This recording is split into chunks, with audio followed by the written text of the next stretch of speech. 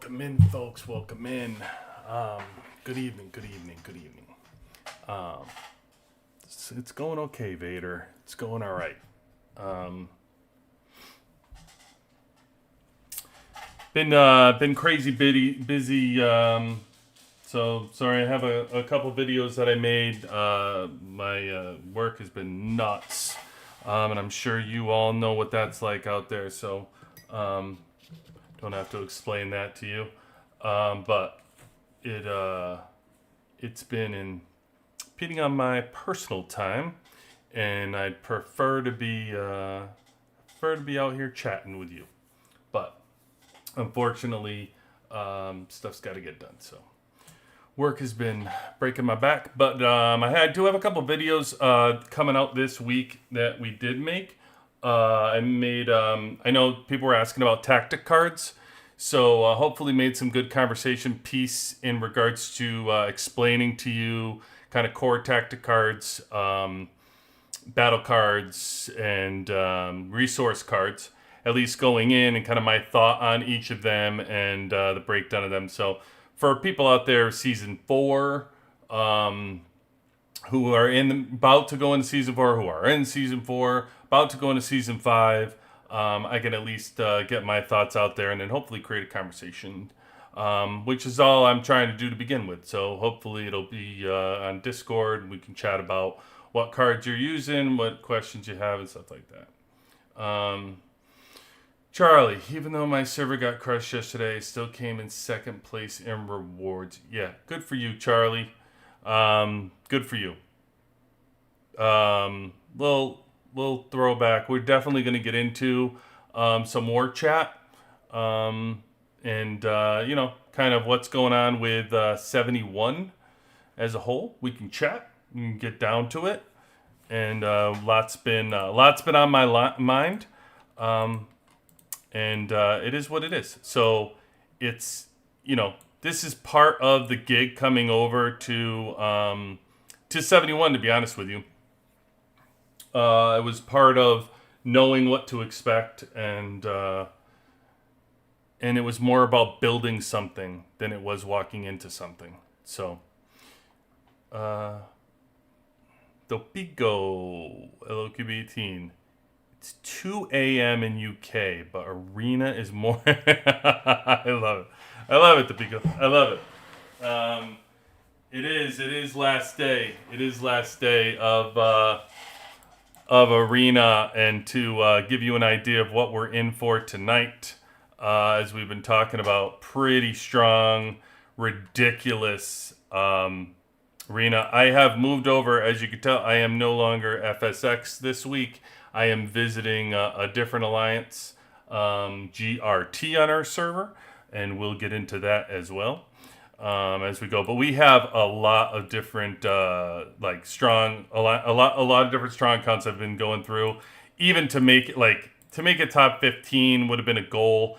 Like top 10 is going to be rough to sneak in here with these accounts. So it's gonna take something that I talk about sometimes, is like the sniping towards the end, just trying to snipe in. And usually I say I don't like to save my challenges to the last minute, but I have no choice. I have to save them to the last minute because otherwise I will not be able to get into the top 10. It's the only chance I have. So we'll see.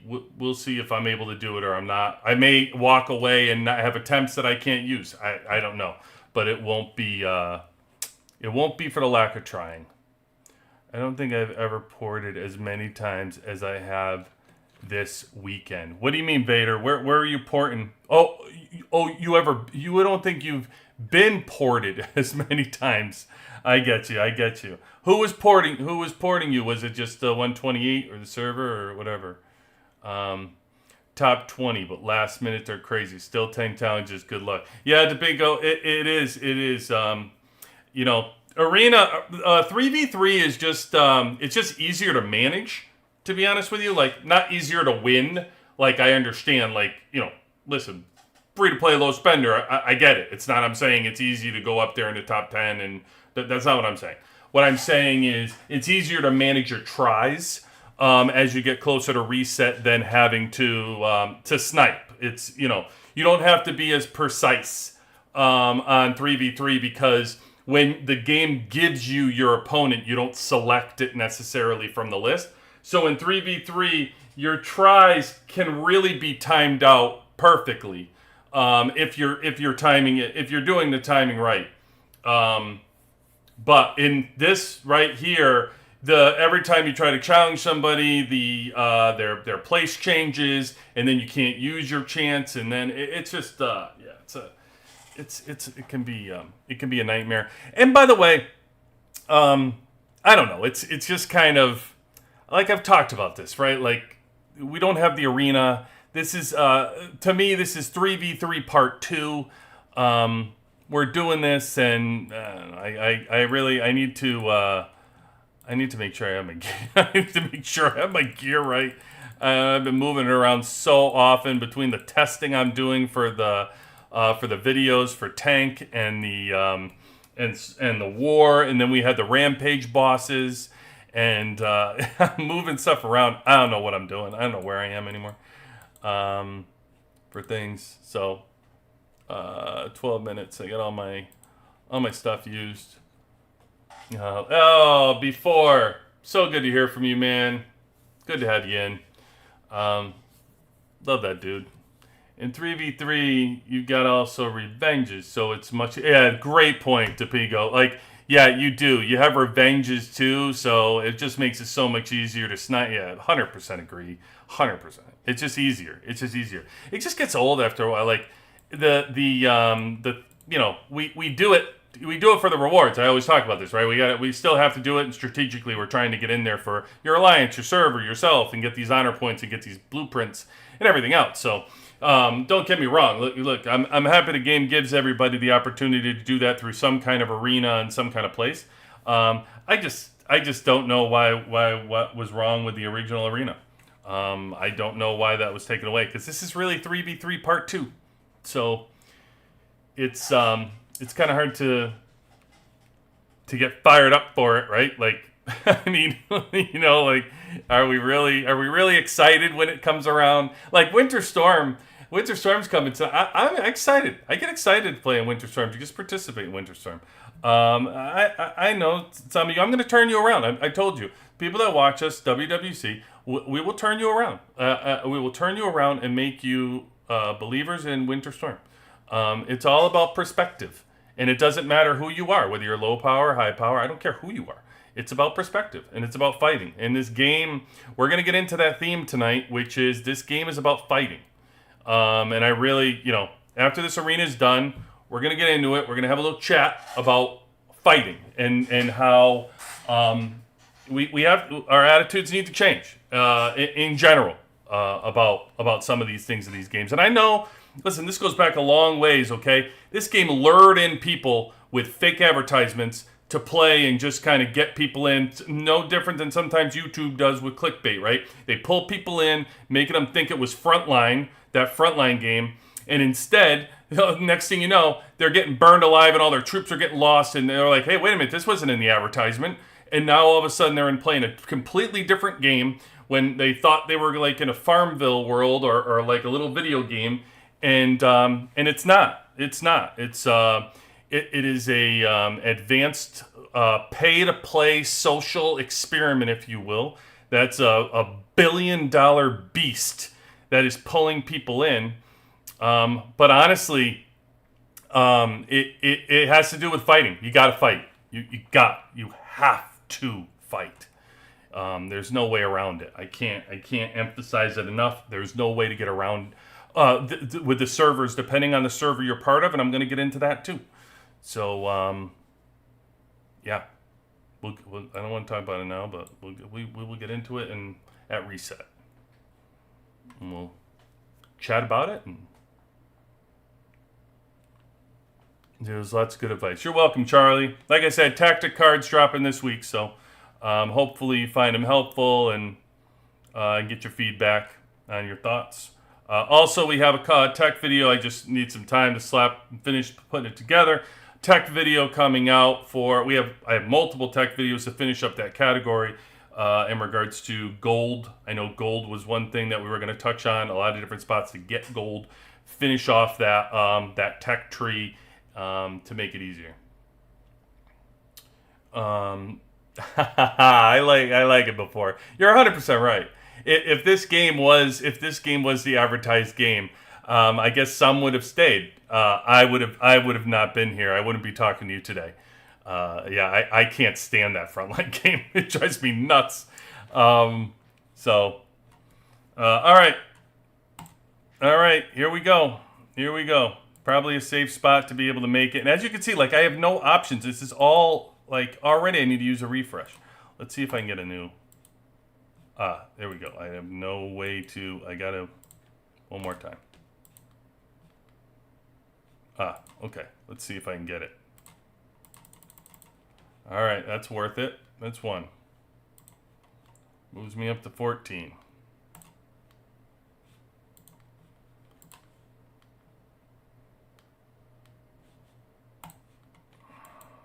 Oh, yeah, Marcelo, I got you. All right, we're at 13. We got 6 minutes. That's 6 minutes.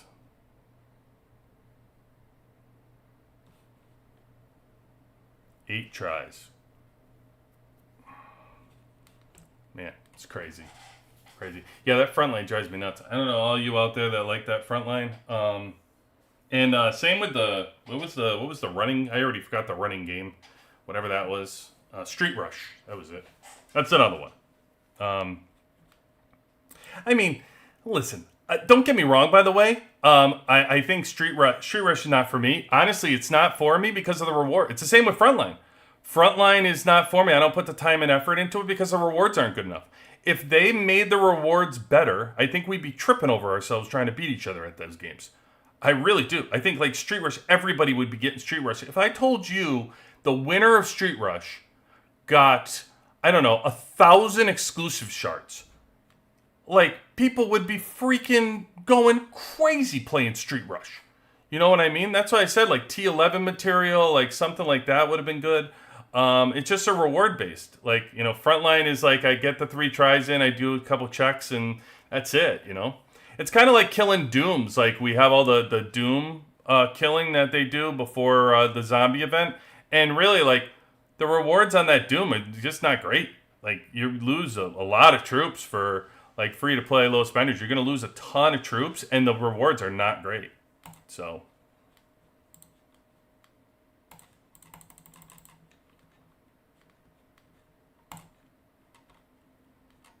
Alright, we just hang around. We just try to hang around, stay within striking distance. We'll see who's hitting me. Yep, Legend. There's Legend hit me. Legend hit me. Wizard hit me. Look at these guys. CRSO is doing a number on me, peoples. They're doing a number on me. All their tries? Is this all their tries going to just Lil QB?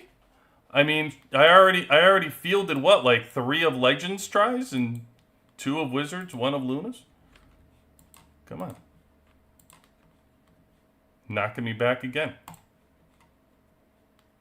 I wish I could do something about it. Oops.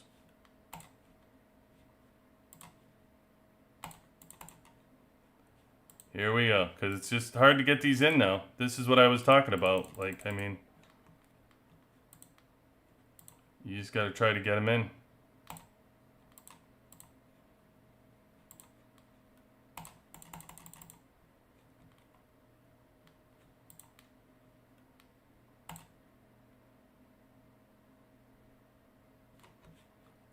still here. I'm still here. And they're still hitting me. Oh, now Bua Bua joined the party. Good, he joined the party. Another CRSO. I think that completed my bingo card. For CRSO. I have them all now. Good. Do I get a prize for that instead? Come on. Come over here. All right. well, using their tries up. I mean,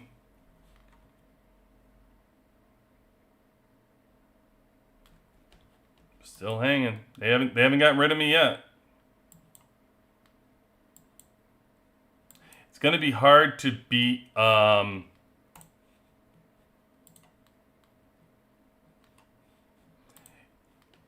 I'm trying to see if I can sneak one in on these folks because they might be dropping their power on purpose to allow, like, their guy is right here, and they might be trying to. We're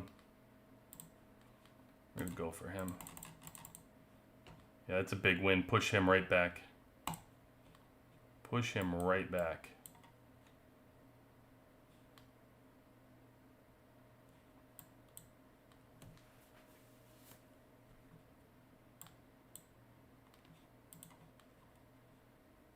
Oh, Wizard. Another hit from Wizard.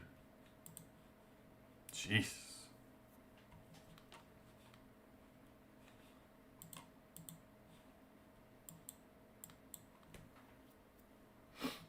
All right. We got a minute. We got a minute 18. We got 4 attempts. So far, we lined up. We're in a perfect spot. There's nothing more we could have done. We got 4 attempts. We need a lot of stuff to break our way in order to have it happen. 75 points. I can only make up, probably if I'm lucky, like 17, 15 on every attempt.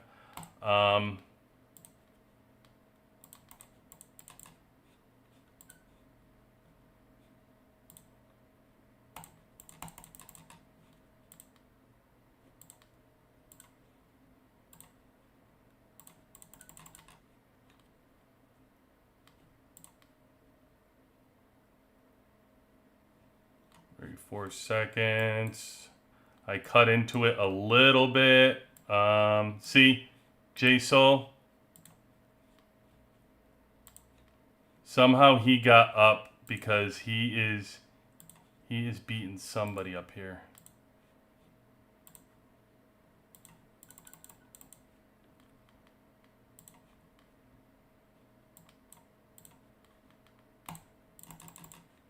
All right, that's it.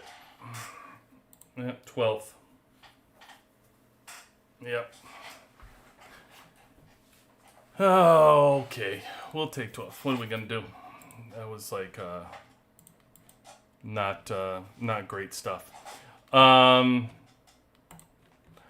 We still got good rewards, I'm sure. Got Rampage Boss rewards. Got all this good stuff coming in. Good old Hulk. So I left. I didn't get the. I didn't get Hulk's reward though. Because I left the Alliance. I am now in GRT. So for those that missed it. All right, so let's do some of this resource stuff, and then let's talk about the war, and let's talk about kind of what happened and where we're at. So, all right, what's our pass? What do we got for pass this week? Oh, by the way, I don't know if any of you. Let's see, what do we got?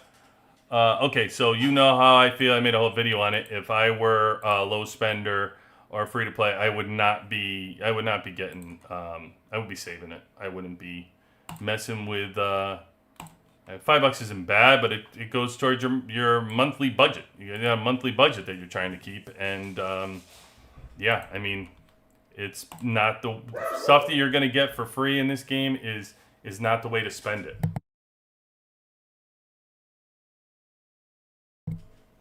So. Yeah, I'd hold on to that. So I would not be spending it here. Our custom weekly, what are we doing? We're doing, for me, I will do these for you. Maybe stamina is a good spot. Season is coming up. Oh, RSS is good as well for you. I would not pay for these. Gears are always the way to go here.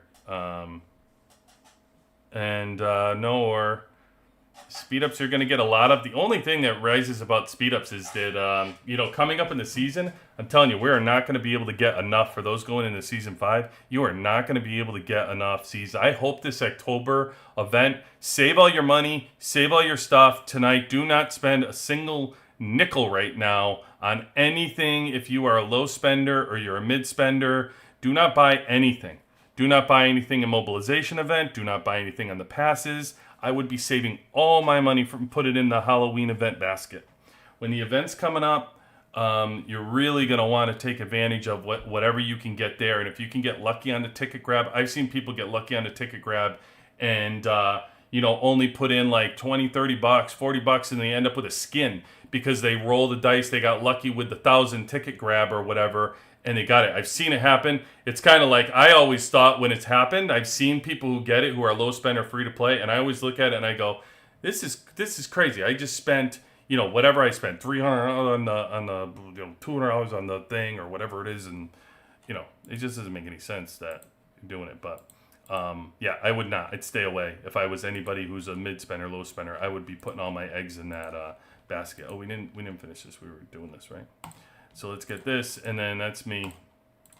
And then I will also be getting this, and then RSS.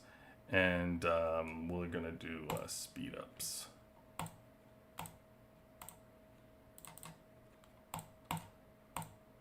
Okay. Done.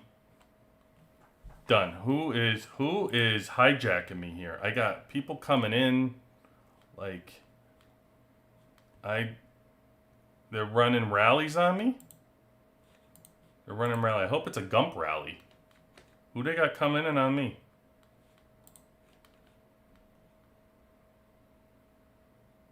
Let's see. Is my new team is going for the dig instead of reinforcing me. So that's always good. In all fairness, though, partly it's understandable. Okay, so let's get into talking about a couple things. So first, let's go into versus. Let's talk about versus as a whole, right? It's part of this game. So I made a video talking about zombie accounts and people who are making accounts in this game, and how to. And there's a method to my madness of why I created that and talked about that. Honestly, I don't care about versus anymore. It's I don't want it to come off as a complaint because it's not. It's. I told you, people can get the versus and do whatever they want on these accounts that they're creating as their farm accounts, and they're winning because they're creating the farm accounts, and it's all within the rules. So I don't want people can look at it, and I'll let the public be the opinion on it. I'm not going to give my opinion on whether I think, it's right or wrong or what you should do. I just want to inform you that we're getting more and more, as I'm seeing it. I've been an older server. If you're in a newer server, you're going to see it continuously because the newer servers learn from the older servers. So you're going to learn the processes and how things go and what to do to win as you move forward. And one of those things is going to be to continually create these farm accounts to push fake versus points. And it's all good, like whatever people want to do. But what I've seen is in the Diamond League, we've gotten into the Diamond League, and I've seen team after team after team use this strategy, which is great because they win the week. I have not been a part of FSX since I've been in 71 and lost a kill event. So every single team that we've lost to, we've won kill event against. We've gone into the server and we beat that team in kill event. Every single one. And this is the video they can send to their teams and tell them, because we're tired of it. I mean, honestly, this win with the farm accounts and then shield up on kill events so we don't have to play it is silly to me. Like, okay, fine, you've won versus and you've won the whole thing, and that's great. But honestly, like, I gotta use an alliance. I gotta get away from my server. I'm no longer here. I need to go to where my team is now. So really, like, there's no point, right? Like, why shield up if you're going to win in a versus. You already won, so win the most important, or maybe it's not the most important part of the day. Maybe it's not more important. But I think this all kind of goes into my theme of the night, which is fight. We need to fight more. We need to be more active, and we need to fight more. And this is a perfect example of it for you. That in versus we're losing, but on Kill Event everybody just shields up and doesn't play. The Gold League, we were in the Gold League, and when you look at it from an example of who belongs in the Diamond League, how would you judge whether a team belongs in the Diamond League or doesn't belong in a Diamond League? Would you think that they belong in a Diamond League based on their versus points they're scoring, or is it like Kill Event? And all of a sudden, you have a team that's roaming around that you're playing in an inferior team, right? Like you're gonna have FXX end up going into Gold League now, and so think about those teams in the Gold League. They're gonna look up and they're gonna see a big green giant that they're gonna have to face, and they're gonna instantly throw up their shields. So you can't have your cake and eat it too. You can't look at it and say, well, if you shouldn't be in the Gold League then.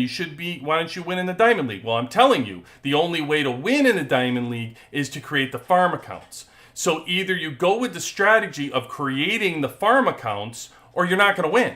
I mean, I'll give you a perfect example. There's an opponent. Oh, I can't. That stinks. I would have given you a perfect example of the team that FXX is facing. I already looked in, I don't know if I have it in here or not, because I think they're on, I don't know who's in this league, because I can show you if I okay, yeah, this has got to be, they're got to be from here. Okay, cool. I can show you. I can get there. I'll figure it out. Okay, right here. So, this week, FXX is taking on OPU, okay? I already looked at this team's roster. Now let's look at who they have in R1, right? So in R1 coming up, they have this person, right, who's a level 33 who has 165,000 kills. I'm pretty sure you can trip over yourself and kill that many people in a weekend. They have a level 33, and this server's been active for 600 days, and they have somebody with 165. Let's go and look at this one. 498,000. I haven't gotten to 1 million people. I haven't even gotten to 1 million kills on these accounts yet. 498,000. It's a farm account. It's a farm account. It's a farm account. Here's another one. Okay, nope, 13 million. Hold on. 13 million. 206. This person has 206 kills. You see what I mean? You see what I'm talking about? This one's 1.1 million, just over the threshold. Not sure that's legit. This one's 66,000 kills. And then there's another one with 2.6 million. So what is that? At the very least, it's probably 1, 2, 3, 4. There's probably 5 accounts in here that are farm accounts that you're already seeing. That I'm looking ahead of time and I'm seeing this coming up. And we're like, why are we going to bother? The strategy is sound of like, if you looked at our alliance and you didn't have farm accounts that you were doing this with, we have a perfect strategy. It would work fine. Everybody's, strategizing to how to win versus and get your points and win. It would be competitive and it would be fine. But when you have these farm accounts, when you're finding these workarounds to do it, listen, again, do it. It's okay. That's allowed in the game rules. But at the same point, like, we're not going to do it. So if you're not going to do it, then you're not going to win. Oh, well, don't cry over spilt milk, which we're not. But again, this is what I was trying to tell before. Then you go down to the Gold League, and the people who are in the Gold League are going to get thrashed during Kill Event. That team is going to get thrashed because there's no way they're near the power of it. So it's kind of like an imbalance here. And the point that I like to make is, even if you're going to win versus, if you're in the Diamond League, you have an obligation to fight. Like, unshield your base and fight if you're going to be in the Diamond League. Don't sit there and allow your server to get wiped out. Because that's what's happening. The entire server is getting attacked, and then people are looking at, people from FXX are like, why are you attacking us? Why are you attacking us? Because this is the server we're at war with right now. We're in Kill Event, and this is the server, and everybody's upset, but the strength of your server can protect you, but they're shielding. They've chosen not to protect you. They've chosen to sit in the sidelines, and they'd rather shield and eat their cake than come and protect you and fight with you, which they have great power to do so. They just don't want to.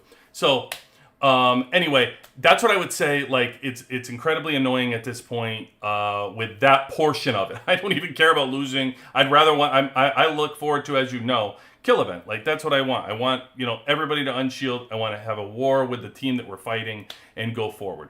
So that brings me to kind of the war of this weekend, right? So when we looked at the Warzone duel this weekend, coming up, 71 lost to 128.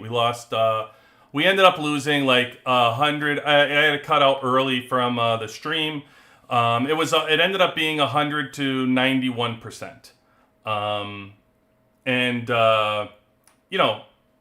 Competitive. The 128 did a great job, great strategy. I really have a problem with 128, to be honest with you. I don't know, some of you people out there do. You oftentimes don't hear me say that I have a problem with most servers. I don't have a problem with, actually.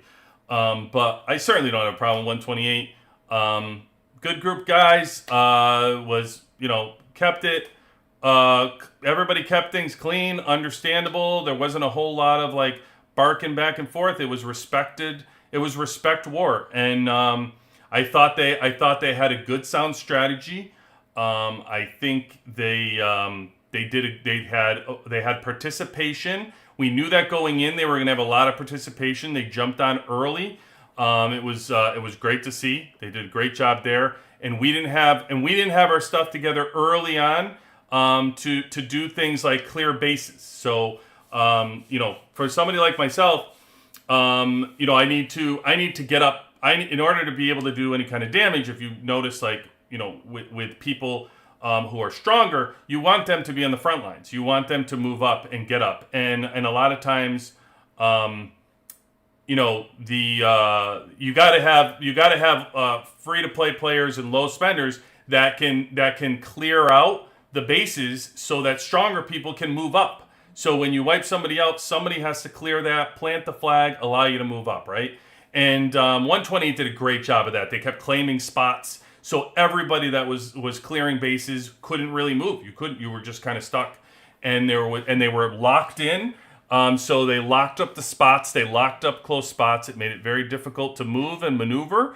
So got to hand it to them. They did a great job in doing that. Once we were able to kind of get our bearings, you could see we were down by 20-something%. 25%. We were dragging it out. And once we got our bearings, we were able to kind of plant our feet and be where we wanted to be. But it took us too long to get to that spot. And 128 took advantage of it. And so once we did, we were able to make up. We cut it to 9%, from 20-something% to 9%, but ran out of time. And the best of luck to 128. They play 86 coming up.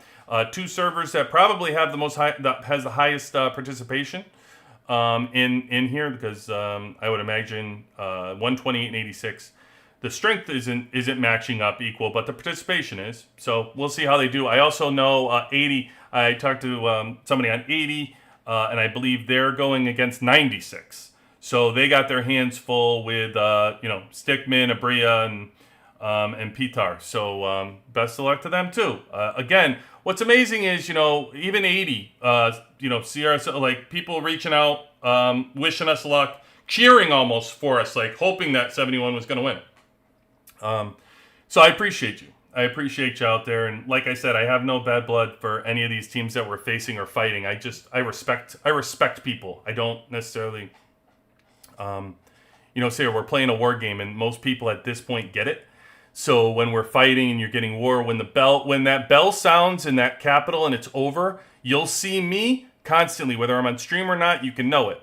I'm bailing. I'm out of there. I'm not hitting anybody after the bell. It's not my thing. It's not what I do.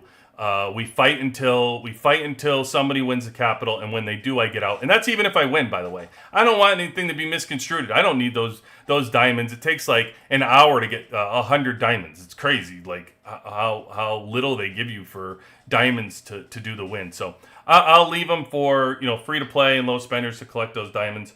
I'm out. I don't want anything to be misconstrued that I'm attacking somebody that I shouldn't or anything. I get out of there. But yeah, 128 did an amazing job. So best of luck to them, and golf clap for them for winning. I can say that now because I'm done with the stream. As you hear me sometimes, if I lose, I'm not happy. I love to meet the person that's ecstatic because they lose. I don't get excited they lose. I'm not a poor loser. I don't like losing. Like, who does? So yeah, I just get a little somber, get a little bit disappointed, and walk away and live real life for a minute. When you start to realize, oh, it's just a game, and then you come back, and now I can talk to you fine folks, and be okay. All right. So let's get back into 71 versus 128. What was the real problem with 71 that had it? Not to take anything away from 128, by the way. Again, amazing job. Congratulations to them. Did awesome. So I don't want to take away from them, but it's the same time. It's two sides of the coin. What happened to 71? Why did 71 fall down? And I love people reaching out, saying 71. They love to kick you when you're down. People love to kick you when you're down because listen, we have 3 VIP teams, and everyone wants to like laugh. Look at them, they can't even win with 3 VIP. Listen, all good. Other people may take that personal. You're not going to have me take it personal because I know where we're at. I know what I signed up for moving to 71. I wanted to be part of the solution. And, 71 is a strong server. And, Hulk said it best today when he was on, I think we went to 128. And on the chat, they asked Hulk, they said, hey, Hulk, can you move to 128? And his answer to them was, it's much easier for you to move to me than me to move to you. And it was great that he said that because it's so true. Like when you started, if you were starting a server today, a brand new server, and you wanted to start off the best foot, what would be the thing that you would get? What would be the thing? It would be whales. It would be. I told you, 98% of the game is made up free to play and low spenders.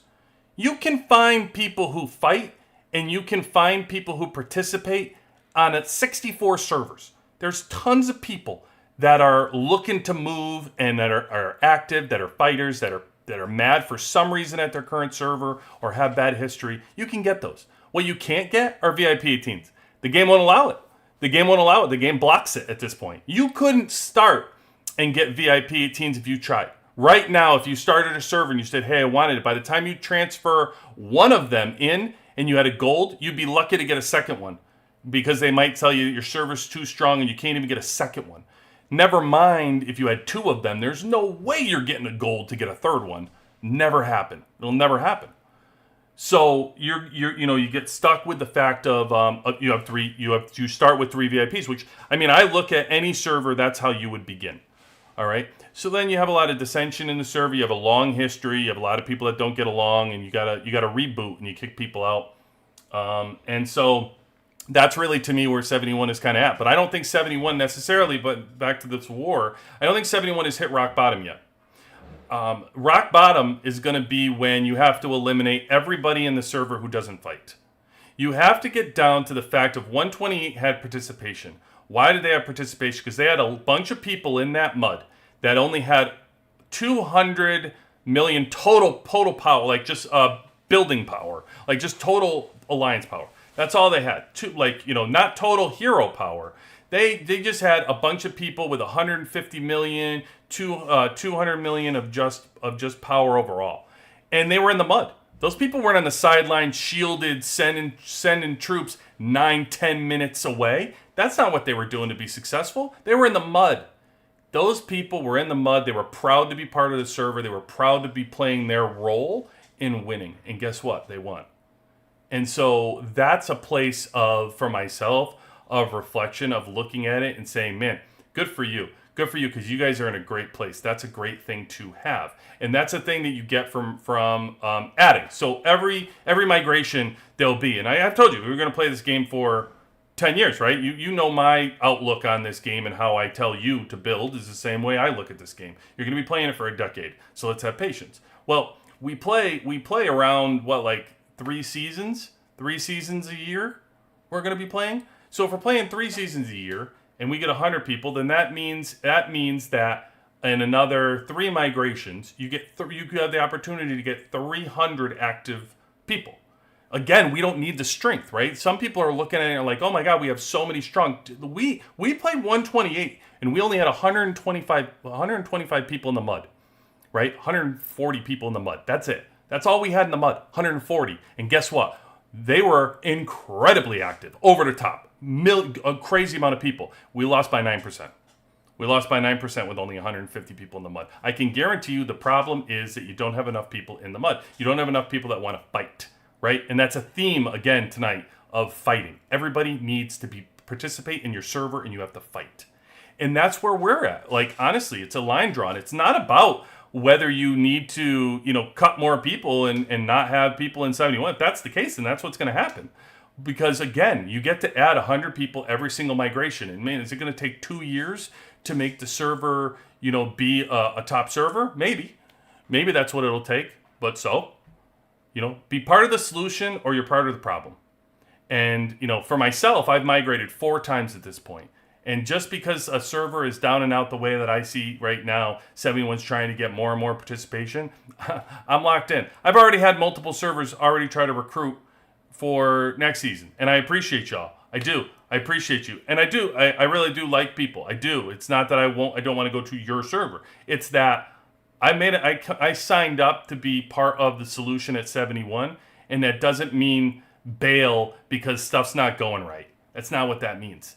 It doesn't mean cry to the developers like, oh, it's unfair. We don't get enough people. No, listen, it's all good. Everything's good. We're within the rules. The same way I don't cry about the farm accounts, and I don't say that's for you all out there to judge and tell me what your opinion is on it. I'm not crying about it. Same way I'm not crying about this. It is what it is. It's that I'm just telling you the progress of things that need to happen. Everybody likes to have a good laugh and kick somebody when they're down. That's cool. No problem there. But I'm just saying that with these servers, as we move forward, and you may be in a new server, you may be in the middle of the server, you may be in season 2, 3, 4, and 5. You are all going to have this issue, and you're going to have this problem. And I can tell you, by the way, if you're sitting there saying, not me, QB, our server is unbelievable. We are the shiznit. I'm telling you, we win everything. Listen, I've seen these servers be at the height of the mountain.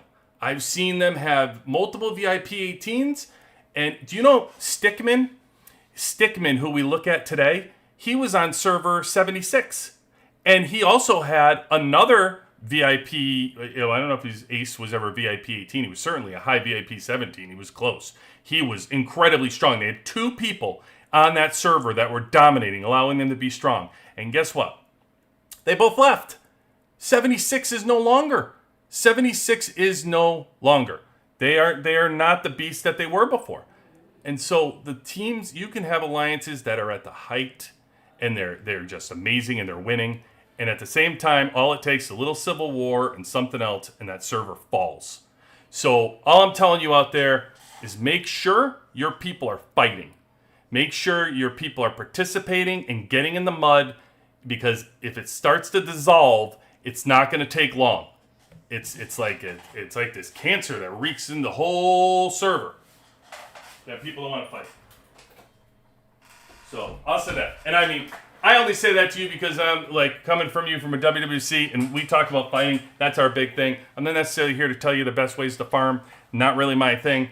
So we talk about battles, we talk about squads, we talk about mixed squads, we talk about tactic cards, we talk about a lot of battle stuff.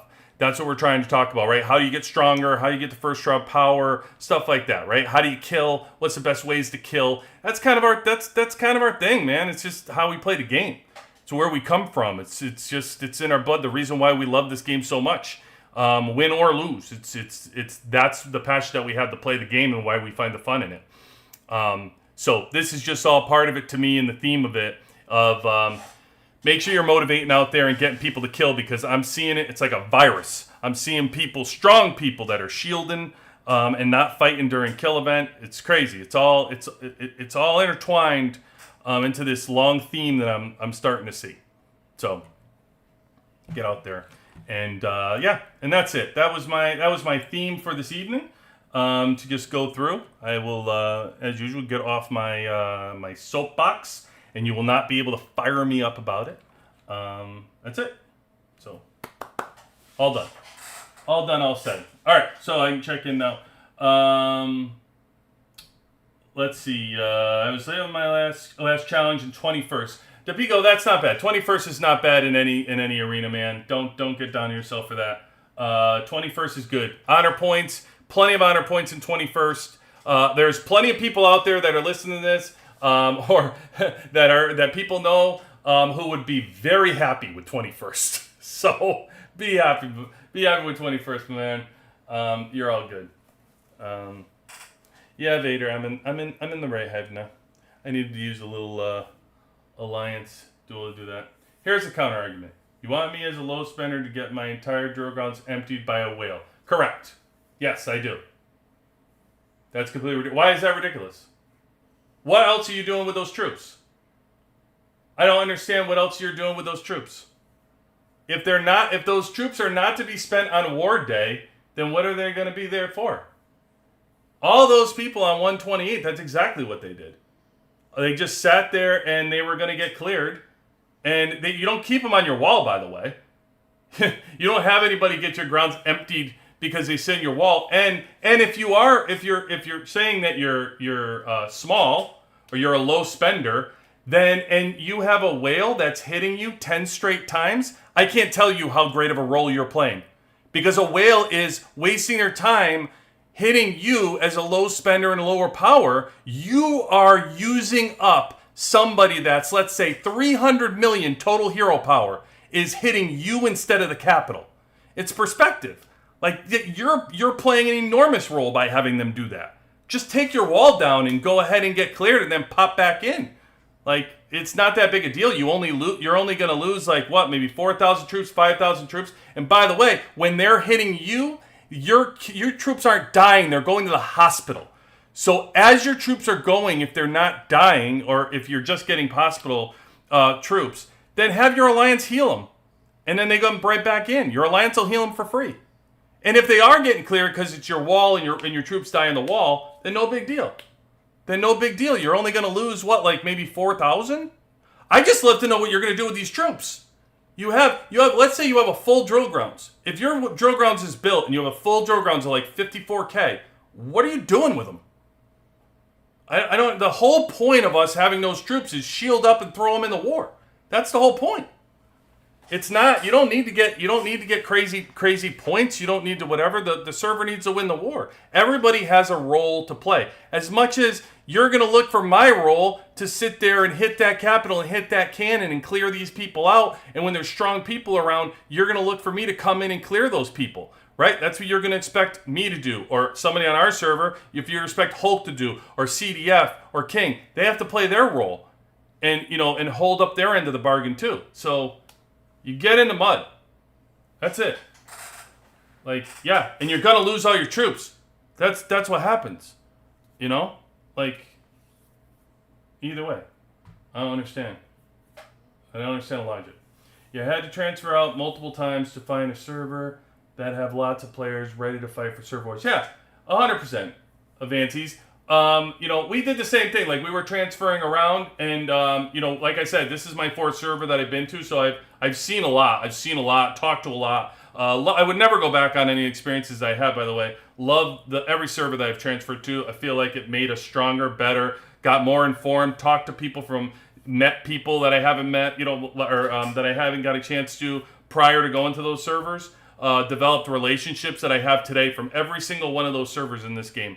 I get you, Avantes. Like, sometimes you just have to hop around and you find the right spot and the right fit for you. Sometimes you got to find the right fit for you. And by the way, as a farmer or a low spender that doesn't want to jump in that mud and lose those troops, there's a server out there too for you that you don't have to. Like, there's plenty of servers out there that hold on to their troops and they don't fight, and they're filled with people that don't want to fight during the week, and they go out and they chill out. and that's fine. There's nothing wrong with that. There's so many servers in this game. There's somewhere for everybody to be. But I'm just saying, when you're on a server like this, it's looking to fight that has power of people that are spending a lot of money in the game that aren't looking for you to spend money to be able to contribute. They're showing you ways that you can contribute for free and still benefit from being on the server. I don't understand the pushback on losing some troops. That doesn't make sense. So, hey, Comus. Good to have you in, as always. Finished 27th, and our server presence was the one knocking me out. What?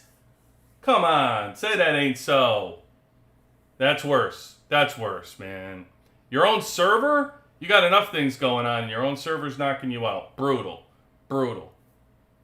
Sorry to hear that, man. Hey, good news for you, too. We're talking about transfers tonight. You get to transfer, too, if you want. Obviously, you're not respected enough to be in there to be that strong and be 27th. If your server president doesn't appreciate you, hit the highway. Time to go, man. Time to go, because there's plenty of people that appreciate you out there. I promise you that. Vader, don't put all the teams in one. Yeah, Vader. I don't know. I get confused. I don't understand what's going on. I ported by QB and 120 whale was hitting me instead of capital. Just keeping 100% Vader. 100%. If you're doing that, freaking amazing. And I almost remember what you're talking about too, when I was next to the cannon and you were like behind me, and what's his name was there, right? Small World was there, and he was hitting you on the side over there, and I kind of sent my troops up. I was going to try to snipe him for a minute. I'm like, I better go back, because his first was strong. He wasn't even coming down to hit me anymore, because I think he was low on troops, by the way. Hulk wore him out. I saw his power go way down. I know it. I mean, he can say whatever he wants, but I was looking at his power, and it was hard to even tell it was him, because his power had dropped so much. So I know, like, he can make troops all he wants, but at the time when I looked at his power, he was certainly down. Good job, Vader. We can't accept ZDF King and do everything. They need help as well. It's very true. Yeah, very true. Chicken Charlie. Too funny. I asked yesterday, there's 2 guys with T11s, but they never participate in Warzone. What a total waste for them. Yeah, I mean, that's the problem, Chicken Charlie. That's what we're trying to talk about tonight, is fighting, right? Like, why aren't people fighting? Like, if you're getting T11s, that's another thing. Like I just said, if you're at full drill grounds, what are you going to do with these troops? Like, if you're not fighting, what are you going to do with them? T11s, what are you going to do with T11s? There's no way you have T11s right now unless you paid for them. So you're paying money for what? For what? You could be a free-to-play. You could use that money and go on a giant vacation. Why are you spending the money on a silly video game that you don't even want to play? If you're sitting there and you have all this power and you're not even fighting, what are you doing? I don't understand. I just don't. Like, you can accomplish the same thing in this game without spending money if that was your strategy. It's like, I don't get it. But that's what I'm seeing, Charlie. It's crazy. You know, people that even have strength, they're shielding. They're not fighting on kill event. They're not out there blitzing. Like, I just expect to see more. Avantes, I'm basically a very low spender, but I'm always in the mud because that's the entire point of this game. Thank you, Avantes. Appreciate you. You are part of the WWC. True and true. Love it. I love it. You're 100% right. That is the point of this game. Get in the mud. Get in the mud. If you're shielding on the outside and you're sending it to the capital, or you're sending whatever, like, it takes 10 minutes to travel from, like, the sidelines to the capital. Like, you got the whole war, you can only attack a total of 10 times. That's it. You know, even if you're reinforcing from the sideline, just take your shield off. Don't worry about it. Like, take your shield off, get in the mud, put it down your wall, and let somebody rocket you. And go right next to a whale, by the way, and then spy plane them. I can't tell you in this war how many times I got spy planed by weaker players. I mean, they were spy planing me like freaking crazy. If you watch the war, just turn it on to just see it for like 5 minutes and watch what they were doing.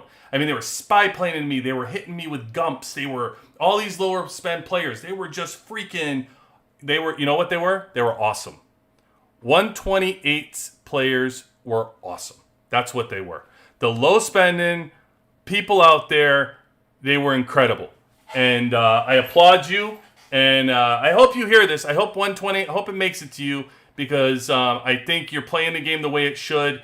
Good for you low spenders out there. Good for you free-to-play players out there. It was nice to see all of you. And, even though you were against me and you were doing it, I almost was like, look at these freaking guys. How awesome. You all had the play, like you were like having fun together too. You all had the planes. You all used the same skin. You were just having fun with it. And you know what? You won. So good for you. Good for you, 128. You like low spenders. I love it. I love it. I love that you play in the game like that. Crazy. So great. Vancies, my server just got T11s tonight. Yeah? Good for you, Vancies. Hey, by the way, Vancies, I'll give you a heads up. You just got T11s tonight? Don't go spending money. Don't go rushing. Just let it roll, man. Let it roll. It's all good, man. All good. Got a long time to go. Just keep that number in your head. $29,000 to max those out. Just keep that in your head. It's the same with complete. If I tell you to go do T11s, just look at it as the same way I'm telling you to go do tactical. Hey, Avances, you just got tactical? Go complete it. You know what I mean? Just save your money, man. There's no need. If you're going to do it, you can do it on the event. Essentially I'm doing now. You could do it on the event day and just chip away slowly. Just go and get the $5 to $10 packs, maybe the $20 pack depending on where your spending is. If you're a low spender, just don't do it. Just go free to play. I just told you, save all your money for the Halloween event. There's your best advice. But yeah, if you're T11s, man, don't do it. Don't spend the money. Hold on. There's so much to spend money on in the game. You don't need to go there.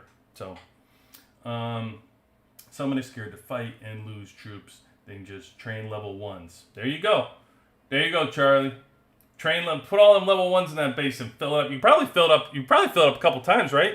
And level 1, so I wonder how long it left. Let's go check that out.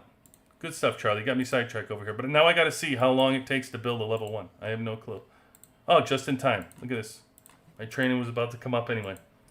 How long does it take to train a level 1? A level 1 takes 4 hours. 4.5 hours. I can train 764 level 1s in 4.5 hours. So, what's that? Maybe 5, maybe 6, 5 of those a day, a little over 5. So that'll give me 3,500 troops every day, right? So there you go. I can get 35, and I got 4 barracks that can do it. So we could go 7,000. You could go 14,000 level 1s in one day you can make. There you go. That's a great point, Charlie. Look at that. 14,000 level 1s you can make. That's pretty cool. There you go. Perfect way to get those troops back. Perfect way. And came in first in Warzone. Yeah, I mean, 100%. If you're a farmer out there and you're just looking to waste troops, play that strategy in the mud. Yeah, all you got to do. Just they're gonna take your troops anyway. Have them take level 1 troops. I love it. I think it's smart. I think it's incredibly smart to build if you're a low spender about to go into the war. That means you can get 14,000 troops in one day. You can make, you can fill your drill ground in 3 days on the cheap, and have somebody come and take all your troops. What do you care? What do you care? You know what I mean? You just go in the mud. If that's what people want you to do, you go in the mud. And listen, the whole point is to go in the mud, right? And if you lose based on what the strategy is, then you blame the strategy. Then you say, hey, listen, I did my part. Why didn't we win? This stinks. Then you can say something. You know what I mean? Because you're following the rule. You're just following the strategy. People are telling you to win. But if somebody tells, I got a strategy and somebody tells me to do it, I'm going to do it as long as we win. Justin. Hey, Justin, welcome in. I'm having a problem right now in preseason season 1. Alliance is making truces. Yes, that will happen, sir, in preseason season 1. That is sure going to happen with every high-end alliance. So we're to stay off the servers on Buster Day. This has happened 3 times now. All I can tell you, Justin, is I hope you are in that top alliance. When you are this early in the game in preseason season 1, there's a couple things that are incredibly important. Making friends and alliances. Your server has the right idea. You have to work with other servers and have alliances because it's just too strong to not. And then your second thing is don't make enemies. Like, just get in the top alliance, do whatever they need, get those rewards, build up, and then see what happens from there. From season 1, just build your account and let them make the friends, and stay off. Like, there'll be people to fight. Just once the season starts, Justin, the one thing is there will be property to take and people to fight. You just have to wait for them to point you in a direction. Just be the soldier that they're going to point in the direction. In the meantime, hang on, because I tell you what, there's going to be plenty of fighting. One thing that they can't do is make people not attack you, and defending is 24 hours a day in season 1. Believe me, it's going to take up plenty of your troops. You'll have plenty of fighting coming your way. So hang in there, man. Hang in there. Okay. So I love the strategy, though. Great stuff. What was I going to show you? There was a couple fights that I had here. In here, I had with. I know what it was. There was a couple of good ones here. I did fight in the truck battles. Boy, this guy keeps. I had. I had to put a week. I had to send my troops out. So I took on Small World here, who is the strongest person on 128. His power is he is 300 million hero power. So again, I'm like 245 million. We took him on, and we started with his. So I started with Fiona in my tank unit here, and he's 84.7. I'm 72.9. I shifted to here, and I used Marshall, and you could attack, and you could see here I was able to overcome 76.1. I was able to overcome it and actually beat him versus air with Marshall by the skin of my teeth. But I was able to take him out. Incredibly strong, by the way, 250 drone. And so what I say all the time to everybody when we go through these reports and we look at these things, one thing you'll notice is a common theme of who I lose to. It's always people who have a higher drone than me. Like the level of the drone, once you get to a certain level, if you're going to be putting money in, you're going to be spending, like to get to that 200 level is really nice, because then you can start using those gears individually to push your drone. But once you get up here, you're once you get to 150, well, 150 is that magic number where you can start chipping away, right? I don't want you to worry about drone anymore. I really, not level anyway. The level of drone, I just don't want you to worry about it. You'll slowly be able to get that drone up, but as you can see, drone level is not the make or break for you. This guy's 250, can't get any higher. I mean, you can, but you have to do tactical, then you push it up to 300. It's just ridiculous, right? So I'm saying go slow with your drone level. I'd rather have you develop in your chips. He had more. He was able to get extra on his chips. He's all maxed out. But I have 9 on my chips. So let's not be crazy. Like I'm really high on my chips. Combat boost, another thing you don't have to worry about. You don't have to push. You don't have to buy experience ever. You'll just get the normal experience when you're getting them from your skill chips. Don't worry about that either. Don't put your money in that. Okay. And here you can see he's all level 10 out for components. I'm only level 9, but I'm almost up to 10 on these. I'm getting closer and closer, but he's high up. Look at how close he is. He's gotten the bonus of towards the level 11. He got 20%. I don't even have 20% yet. He got 20% and 40% for most of these. So he's killing me on the drone. You can see 2 million. So that's not making it up. And here's where I always point to where people are like getting this power. This power is just ridiculous. I mean, there's just no way there's a $3 million power advantage from this gorilla. It's just the game's silly power mechanism. That's just not. I don't care how strong your gorilla is. It's never equating to the power they're showing you.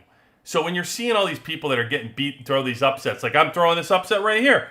Well, it's something crazy. What was that? What was it? It was like, look at this, almost 8 million. I mean, that's crazy. 8 million, right? But this is a like 3 million. His sink is up here, no doubt. Like, he's definitely raised this up, and this is where the money's at. This doesn't mean crap. These skills, man. I'm telling you, like, just stop it. Stop it with this. And then I keep seeing this with the special training up.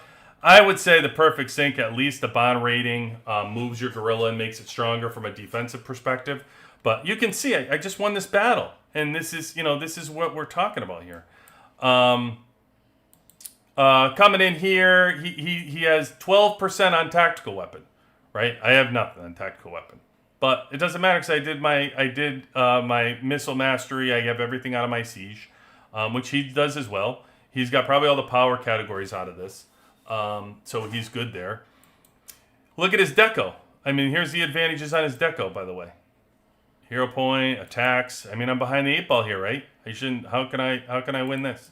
How can I win this? Well, one of the things is that I have tactic cards coming out. So this is a great report to show you, by the way, is this is a way I'm making up percentages right here in my tactic cards. I always split my tactic cards. You're going to have to make a choice here. No right or wrong reason the way you're doing it. He's going 100% on attack.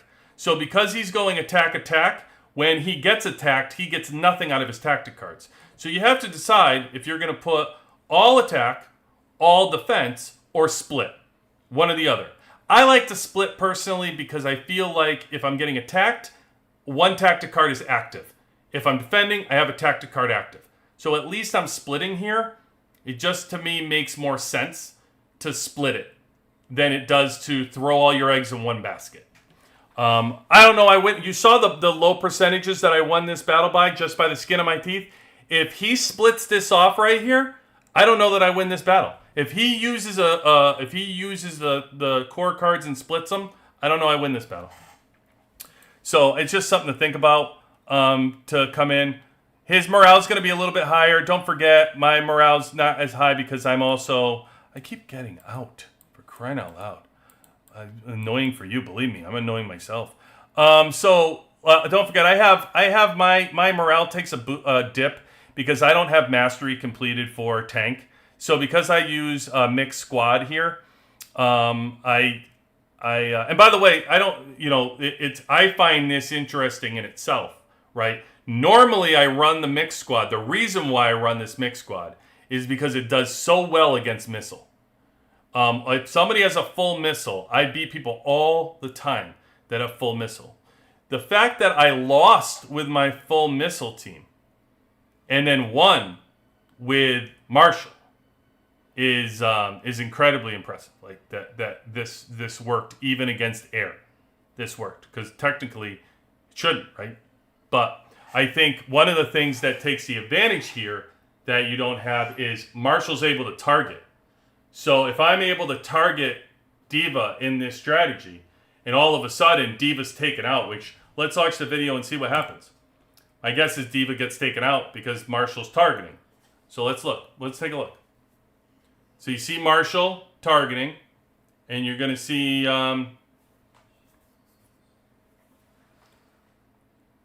here she's going down a little bit. I'm getting hit slowly but surely. Taken out, more come in. Yep, drone. Looks like Skylar gets taken out first. Oh, there it goes. Good night. Marshall just died. Then that was it. So Swift really taking it in, and then that's it. Once it's taken out, it's all done. Once I have Swift still alive, it's really game over. But you look at his gorilla. Look at the debuff his gorilla got him though. 23.9 on the debuff on this as well. 23, almost the same as having. It's like having an extra Carly. He gets out of his defender. Now this is that bond rating. I'm telling you, that bond rating is just jacking this up. His gorilla against me, because look at what the attack does. Remember I told you like the skill points for the gorilla, and you pour it all the money. Like people pour their money into those skill points for attack on the gorilla. Look at the gorilla, 4.4 million. It's like it's not getting you anything. The attack isn't anything, but the absorption of this power and the debuff, yeah, that's really good stuff. Again, not worth the power that it says, but 13 million, but still good stuff. Good stuff. But either way, yeah, I would say split it out those tactic cards to do it, as well as 2.9, 2.8. So anyway, that was a good battle. A good battle that we had. And then I had another one, I think it was with Nightmare here on this server as well. I was able to beat him as well with Marshall on his squad. As you can see, like I barely beat him. Again, another person, by the way, way stronger than me. Marshall, this was all about Marshall against Missile. And he is much stronger. 76, I was able to make up 2.8. Now, this isn't the same as air because I'm not getting the buff against the Missile, right? Missile is Missile. So there's no buff in this. I'm making up 2.8 million on this team. And he's ahead in drone. He's ahead in tech. He's ahead in decoration. He's ahead in units. He got me in Wall of Honor. He's got me in Overlord. He's just short in tactic cards. Maybe he splits his.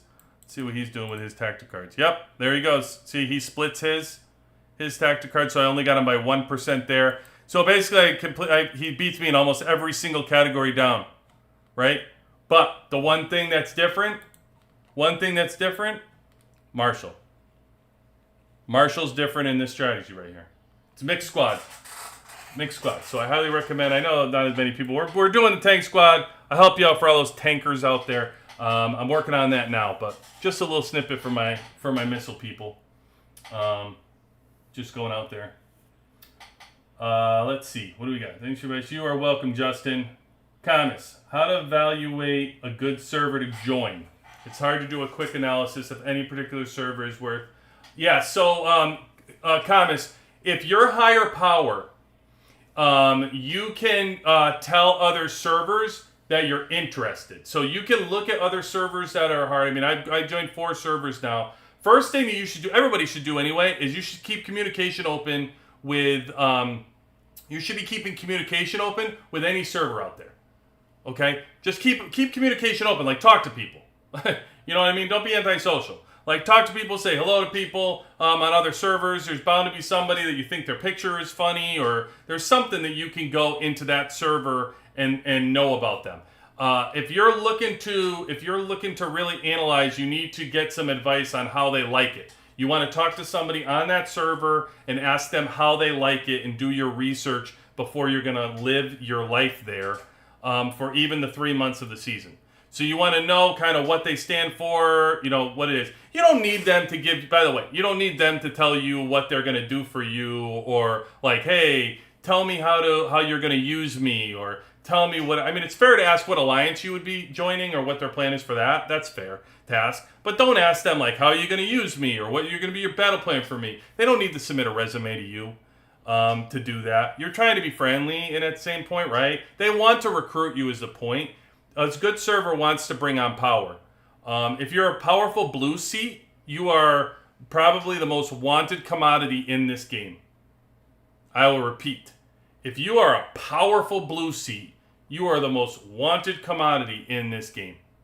You may think that's gold, and sure, for the servers that don't have gold and they have a gold seat open, they would love a whale. That's the hardest thing to get because there's just few of them. But I can tell you that the whales, for the most part, are going to be hard to get and hard to come by. People often don't even have gold seats because they already have that settled. What everybody has is blue seats. And not all blue seats are created equal. And a blue seat that is incredibly strong or incredibly active as a fighter is an enormous advantage to be able to recruit into your server. And you can get the more of them, you can get the even better. But I'm just telling you, that's the best thing. So comments, if you could drop your seat color, then, I mean, everybody will be tripping themselves over for you anyway. As a purple seat, the stronger servers only have limited. So you might be fighting against somebody else. As a matter of fact, what I found is like people were wanting to recruit me. What I found is when I was recruited as a gold and I would take gold seats, I was able to bring whoever the heck I wanted. Oftentimes I was taking all of their purple up for myself because I travel with so many people. Like when I go to a server, we had like 40 people that you had to agree to bring, not just me. So a lot of times don't be butthurt about it. It's not necessarily they don't want you. Sometimes in order to bring somebody else, it's them plus 40 they're bringing for strong, and you end up the odd man out because they don't have a purple seat for you. So purple sometimes is a little bit more difficult to kind of wiggle your way in there. Gold is next to impossible. Like if you're going against stronger people, it's hard to like fight over. You have like one gold seat and you have like 7 people that are looking to fight over. It's hard to get. So, but purple, to know to join the right server though, talk to the president. And even if the president isn't a good president or the president isn't getting back to you, or you can judge a server by their president. Because the server picked them to be their president. In one way, shape, or form. Either that alliance was so strong that alliance picked them to be president, and they've made a terrible decision. But you could tell a lot by a server by who their president is. If you can't talk to the president of a server, then don't go to the server. Like, I can already tell you that server doesn't appreciate you at all.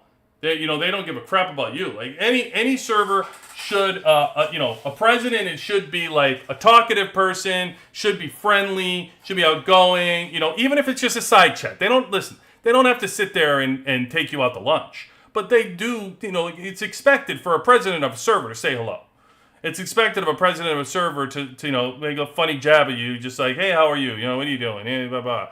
Like, oh, good. Like, that's it. That should be it. They don't need to get in a long conversation of who you are, your family, know your kids' names, all that stuff. But, investigate who they are. It's a good place to start as a server president. Take in one of the alliances. If you're a low spender, by the way, the advice that I would give to you for a free-to-play low spender would be talk to some of the people on in that server that don't have as much power. Because how they are treated is a preview of how you are going to be treated, regardless of where you are. Sure, they're bringing you in the number 1 alliance, but what happens when you get kicked out of that alliance? What happens when you're kicked to the side for some reason? You had to go to a family trip, and it's not fair, but they said to you that you no longer could be in that alliance because you didn't participate in a war. Well, that's not fair. Okay, fine. It's not fair, but it's your life. You're stuck in that server now. Don't you want to know how they treat the free-to-play players? Do they just burn them? Do they have a history of not protecting them? Like, if you're free to play, get like-minded power and talk to these people in the other servers. That's how you learn where to go to and where not to go to. But you have to have conversations with the place you're going. Don't make it a mystery box and just pick a random number and go, I'm going to go here and have a happy life. No, you're not. Grass is always greener, and I can tell you right now, you're going to be miserable because it's too random. Just put some time and effort into it. Have some conversations. See how they are. You can see how their results are. Sometimes results are a little misleading because, maybe they do okay, and that's why you need to go in there because they need a little bit more power. They need a little bit of something, and you could be that thing that turns it around. But, yeah, that would be my advice for where to go. Yeah, purple. Talk to a purple. Thomas, advice for you would be find somebody in that server who's like a purple, and then just kind of pick their brain, talk to them, see how they are. And then also reach out to the president and just say, just tell them, you haven't really picked yet. You were thinking about transfer, and you can do that with a few different servers. By the way, you don't have to feel like the first. You're not buying a car. You don't have to just because you talk to one server you feel bad because you can't whatever. You just have to get back to them and tell them, listen, unfortunately, blah blah blah. I'm going to end up going to server 26. And what I always do is I'm respectful to any server that's recruiting me. I've done this conversation a million times. I just thank them for their time and tell them that maybe in the future, hopefully we can connect. It didn't work out this server this time for migration. Maybe next time. Just be respectful and don't ignore people. If you were having a conversation with somebody, make sure you get back to them. Don't just leave them out there like they don't know. Because also don't forget, the servers are getting numbers together. So they're writing down who's filling all the seats. If you're an iffy for that seat, you have to pull out to let them know you're no longer in consideration for that seat. So just be nice to them. You know what I mean? Let them know it's the right thing to do, to just tell them that. But have conversation with multiple servers. There's nothing wrong with that. It's like you go in to buy a car. Don't necessarily go to the first car dealership that you're going to buy that car from. You go to different car dealerships and talk to them, right? But you don't have to. But listen, if that first guy, if you want to do the nice thing, if that first guy was holding something for you or holding some car, you were in agreement that they were holding the car, and you come to an agreement with another dealership, you should call them back and tell them, hey, listen, I made a deal with somebody else, and sorry, maybe next time we could do business, and then tell them to release the car. That's a decent human thing to do for people. That's all I'm saying. And so this game is all about chatting and talking. So just do the decent thing. I think you'll be fine, Avances. I think you'll be good. Or comments, sorry. I think you'll be fine. Trigger server. Okay, Avances. Yeah, some of these numbers. Fugazi. they definitely are. Avances. The numbers are Fugazi. I like it. The whatever. However they calculate. You know what they did with the calculated gorilla? They said, all right, the gorilla is worth $7 million. But what's going to make free-to-play low spenders feel like they're more in fights? I know. We'll call it $12 million instead. That'll make them happy. You know what I mean? They just gave people a gorilla that has zero actual power, and they threw a number on it to make people feel like they're closer than they really are. Let's just call it what it is. Let's just call it what it is. If you're in a bunch of fights right now, people, and you have the gorilla and you're like, how did I lose that battle? I was 2 million higher than that person. How did that happen? Well, I got a guess for you that your freaking gorilla isn't worth what they're telling you, and you lost the battle. Because, you know what I mean? And by the way, watch the video of that battle. You'll find out real quick when your gorilla drops dead in first 4 hits. I mean, come on. It's silly. It's a silly thing the game created. And by the way, the game's got another one coming. It's just a matter of time. They're just juicing as much as they can out of that lemon for this warlord before they release that eagle. And then they tell you, and then you think right now, you're like, I'm not going to get the eagle. What do we talk about on this podcast all the time? What do we say all the time on this stream? Air is the most used team, right? More people using air out there right now. If you're in that mid to late, even the newer people are going to go and switch into air. I get messages constantly on Discord, on the game. People are constantly messaging me. I'm switching to air. QB, what should I do? I'm switching to air. Who should be the first one I work on? My job to convince you to not go to air. You know how I feel. I tell you to stick with tank. And by the way, I think that this gorilla is probably going to be for tank. They're probably going to get, I don't know, maybe it's for missile because it has missile on it. So maybe they'll give it to missile. That would be a little crazy, though, if they did give it to missile because they already got the whales money, and the whales usually use missile. So they could. But it does have a bunch of missiles on it, so it makes sense if they gave it to missile. I would be ecstatic if they did because I certainly wouldn't be paying into the second one. I'll build that one for free if it's for air. But you know what they're going to do? How they're going to get you is you're like, oh, that's okay, I'll just use the gorilla. But what happens when they tell you that eagle gets a 20% buff for air squad? Then what are you going to do? I can tell you what you're going to do. I think you know. I think let's look in the mirror and talk to each other and be honest about what we're going to do. If your air squad is your number one team and they tell you that eagle is getting a 20% buff, yeah, I'm going to get new messages in there and saying, hey, QP, what's the number one thing I should pay for the eagle? That's going to be my number one message. So, I'm just saying. And eventually that'll come out too. And I would recommend, as a side note right now for everybody, if you have the gorilla, stop upgrading the gorilla with the shards. Just hold on to them. The universal shards over here, the ones that they have in here. Oh, what am I doing? The universal shards right here, the 424. Yeah, hold on to those. Don't use them. Don't use them.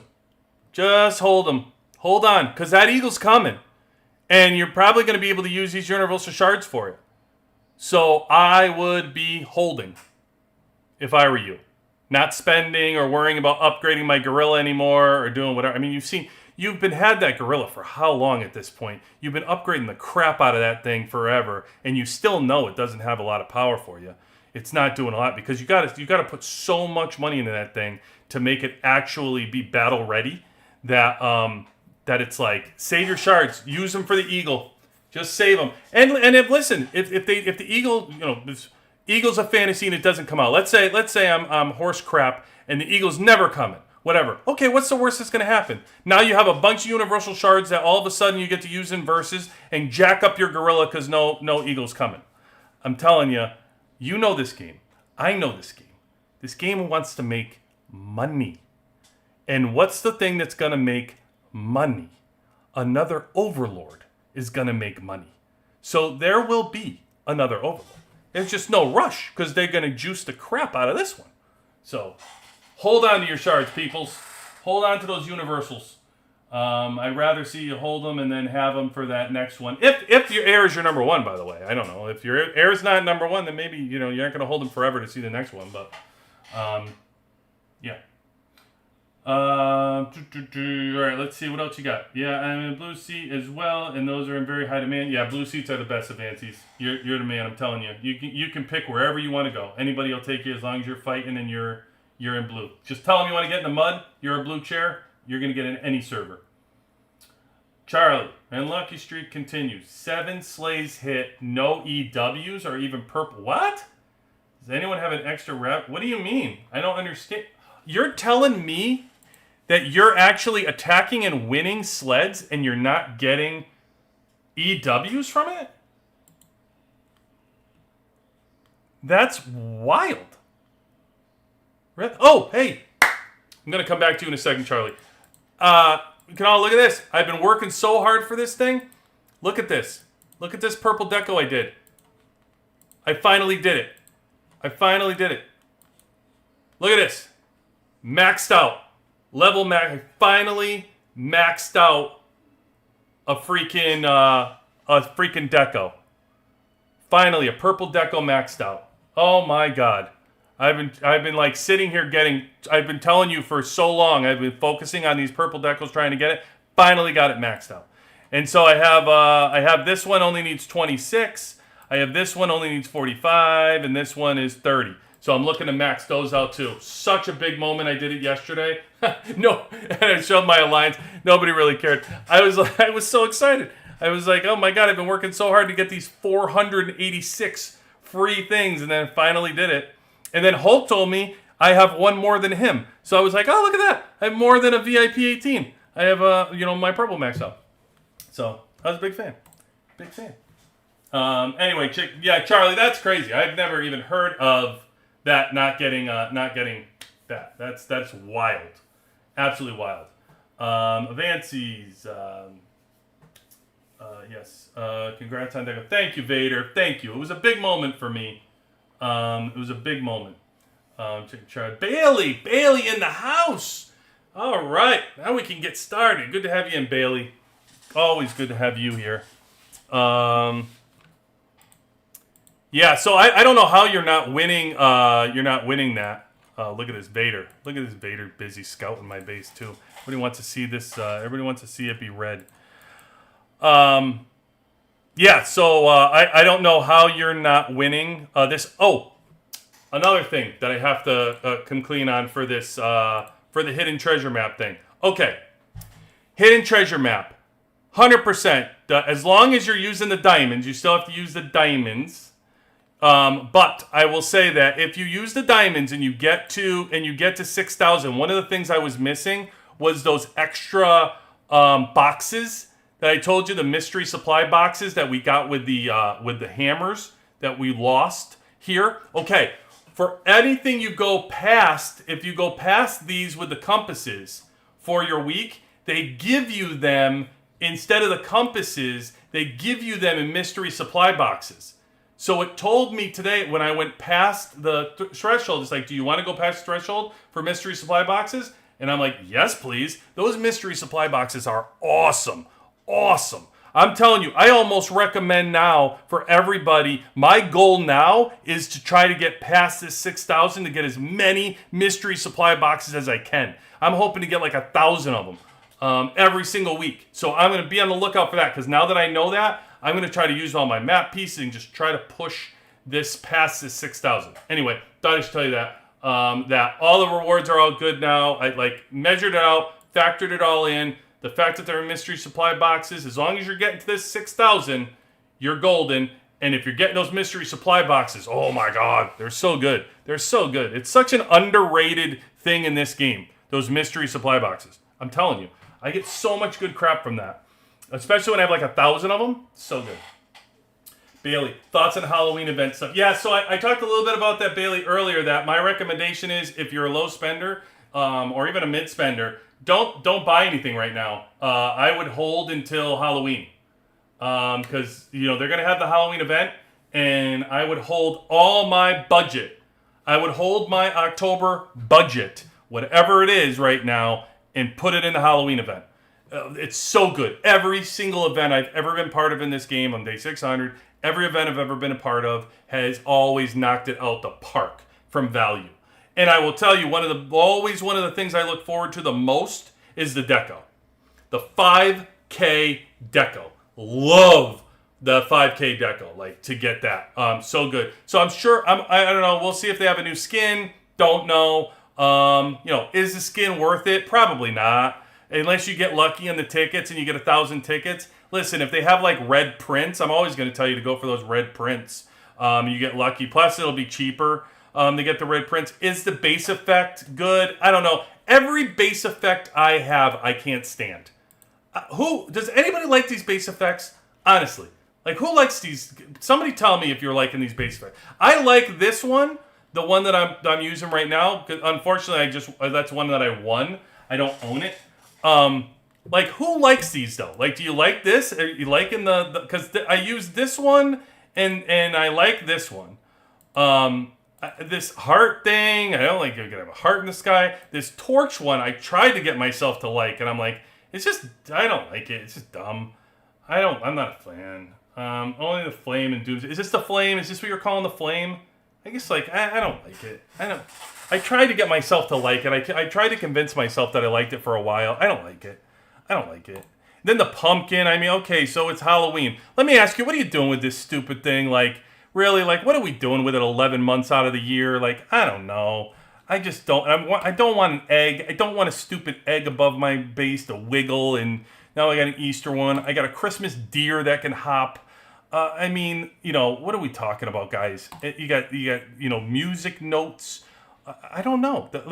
The only two effects that I really like is this one that lights up. I do like this little Doomsday Party. I do like this. And my favorite one, hands down, is the shock effect. I love the shock effect. Big fan of it. But you have to be VIP 17 to even get it. So looking forward to that, by the way, to get that. And most of these things are only, like, if you look at, like, the Doomsday one is 3% boost skill damage, and the Shack is 3%. These are 1.5%.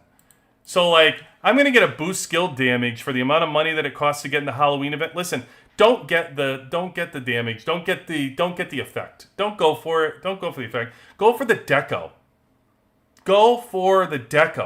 5K deco is the best buy, unless, I mean, they got mythic prints. I can't say it's better than mythic prints, but oh my god, the deco, getting 5K deco for you if you're like a low spender or a mid spender. You know what you could do with 5K deco? Holy crap, man! Get it? I'm telling you, that's what I would look forward to. And Bailey, save all your money. Low spender, mid spender, save everything for the Halloween event. It's where you're going to get your best buys. That's why they only come around every once in a while. Just don't spend anything. Anything. I don't care what it is. Your budget, stop it. I understand that exclusives are out there. Hey, the battle pass. Hey, blah, blah, blah. Don't. Save your budget. 1 month. Next month, go back to your normal plan. This month, save it. There you go. That's your thought, Bailey. That's what you get. Exactly, Bailey. Save your very limited pennies. Save your pennies. Make sure they're being stretched as much as you can in the game, all right? You always said to get blueprints. Blueprints, right. I have 1,000 season medals and was wondering if I should buy 10 red prints or save the 50. Yeah, get the prints. Get the prints. I mean, you're not have a skin. Listen, for low spender, the Halloween event's coming up.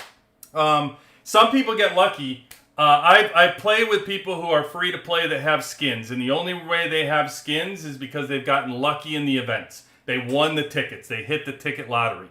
I personally think the game, I've never won any tickets in the game, like tickets. I've never had it happen. I've been in this game 650, they never do it because they know they get money out of me.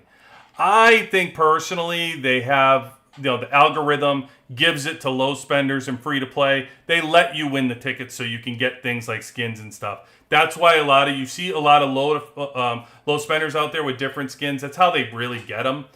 People do save tickets for them and they go, but I would just go the Prince. It takes you forever to complete a red team of Prince. I have people that have been playing this game 650 days and they do not have a full team of red. Not even close. They're like halfway through. Just think about if you're free to play. Let's just stop for a second and talk about how are you going to get red Prince. Finally you get 2 in the Alliance Store. You never used to, so you get 2 in the Alliance Store, which means every 5 months you can finally get it. That's still 5 months. All right, so then you got 10 there. And then you'll be able to do that twice a year. So that's 2 sets of red Prince, 2 every year. That's what you get. And then you get them in the you get 2 sets of red Prince from World Boss. I think Tank. Tank gives you 2 sets, so that's 4 sets of red Prince right there. And then you get them from the season. So I'm on season 5, and you just told me that you'd rather have a skin than red Prince. So that would give you 8. So for a free-to-play player, you've gotten 8 red Prince. Now, if you're saving in the glitter event now, by the way, the glitter event is it air? I'm sorry. Trestle, is it air? Okay. Air, not tank. Air gives you the 2, you get 2. And it's not that even that. You don't even have to hit it. What is it, like 3 million or something, right? It's not something extravagant. It's not that bad. So, yeah, I think even for glitter event, which, by the way, they don't start at the beginning of the game, I don't think. They didn't bring that whole glitter event getting free glitter coins until probably day 400 for us or 300 for us. They just started that not that long ago. So technically, you can save with your glitter coins, although I've heard people that would rather take their glitter coins and spend it on the helicopter base. So if you're doing that, then you're not getting because it takes you forever. What does it take you? 10? How many glitter coins do you get? 60? How many do you get per event for free? I don't remember. Is it 60 times? So you get 360? I think. I want to say it's 60. I think they give you 60 for free, if I'm not mistaken. And I think that would give 360 in 6 days. And you need 3,000 to get the Prince. So that would mean that you would need 10 months before you can use your glitter coins to get it printed. By the way, if you did 650 days into the game, if you did use your glitter coins instead of the skin like everybody talks about, if you use your glitter coins, then that would now put you at 10. You would have completed half a red team in 2.5 years. Okay? So, whatever, or 2 years. Sorry, in 2 years, you would get 10. I gave you the one for season 5, by the way. So that hasn't even happened yet, but let's just say it happens, okay? So if you ask me, everybody says, do a skin or Prince. I say get your Prince because you can never get these There's other ways to get that. Yeah, 4,000 for the helicopter base, which is more, which takes even longer. It would take you 11 months instead of 10 months to get the Prince. So listen, you're going to get these season points. You're going to always have it. If you change your mind down the line, you're like, hey, I really want a skin or something like that, that's fine. I say get the Prince because it just takes you freaking forever as a free-to-play player to do it. If anybody wants to give you Prince, take it. Just take it. And try to complete that thing. Because the number one thing in battle is the Prince. The gear is number one. And you're fighting, if you want to see the difference between 2 battles, you go ahead and show me somebody. I just did this with Vader the other day. So Vader, I think it was my tank squad. I set my weakest squad at Vader the other day to attack him. And I didn't have my gear on the 3rd squad. And he said he wanted my gear on there. And so I hit him with my tank squad without the gear. And I think it was either close or he beat me. I think it was close. I don't remember how it turned out. But I'll tell you what, I put the freaking gear on and I burned his base. The gear, from gear to not gear, makes all the difference in the world. It's just so much, it's so strong. So anyway, that's what I say. Go with the gear. Go with the gear. Okay. Okay, I know you've always said the blueprints. Gotcha. Let's see. Let me get caught up here. Only the Flame and Doomsday. So in the heavy glittering event right now, only picking up to 60 per day. 60, that's what I thought. Yep, you're right. In your video, you said target skill chips and mythic prints. But which one should I prioritize? Mythic prints. Always mythic prints. My priority will always be to tell you gear. If you give me an option, if you give me two things and one of them is gear, I will always pick gear. Yes, I splurged and got the dragon drone skin. Yeah. If you have a skin, then I damn sure say you don't. Go get your prints, man. Go get your prints. How close am I to VIP 17? I am now within 3 million. So I have 2.8 million to VIP 17. I'm getting there. And then once I get there, I can finally get my shock base. You get the shock base. So all these other things you get, like max units go up, your research speed goes up, training speed, they boost my hero power by 11%. For hit points, attack, and defense. 11%. Those tactic cards are improving it by 7%. Imagine that it's going to do 11% just on this, just to get VIP 17. But you know what? All of that, we'll wipe all that out because I really just want that energy burst base. I really like it. I'm really a fan of it. All right, let's see. Finish up some of your comments and questions. Make sure I get to everybody in case you had something. Very active. I have 3 red guns, 2 radars, 1 shield, all from Seasons, and hoarding bullets for the Bullseye event. Good, Avances. 3 red guns and 2 radars. I'd rather have you have 2 radars and 2 shields and 2 red guns. But, okay, I got you. You're good. And I played over 500 days straight. I love it. I am at 6. Oh, look at what day I'm on. How many days in a row? Number of the beast. People. Very active, and I have 3, okay. And I played over 500. Could you check my report I sent and have it? Yes. I'm actually going to put this in my profile.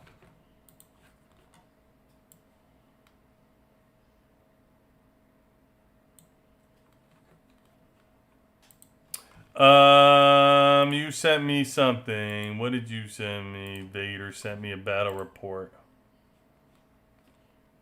Vader, what do you got going here? You dogged somebody. Done did them good, Vader. Well, love your air squad. Got that all lined up. That must be working good for you. Follow the video. Seems to have won, but you were beating up the weaker team. So what's your question here, Vader? What am I looking at? Oh, mythic armor on the right hero. Lucius. Oh, you mean shield or radar? Yeah, you mean the armor, right? You mean the armor? I go Lucius. Yeah, I go Lucius. One thing it doesn't matter as much because it's on a counter, right? You're not getting countered. So the mythic doesn't matter. One thing you need to make sure you're doing, folks, when you get this gear is like what I'm doing. So I'm not done with air. So if you look at what air, look at my air. So I have my air maxed out. You see 4 dots here, four dots, right? So my air, if you look, those 2, and then if you look at my Skylar, she's got 4 dots. And then if we go to Sarah, she is all 4 dots. So it looks like I'm maxed, but you're not maxed here. You're not maxed. Make sure after you do this, you push all the dots, you push it to 4.4. Get the max out of this. Get everything you can out of these, out of the difference is enormous. To go from 4 to just have to go to 4, don't think you're done. All right? Make sure you're pushing to 4.4 and getting these extra 4 over here. Then you've completed it. Now you're waiting for the red prints, but you're 4.4. And I mean, if you look at the difference between, it's enormous. Like, let's look at one of my heroes, like here. So here's a gun that has nothing on it, right? So this gun has nothing on it. And let me grab that screen grab.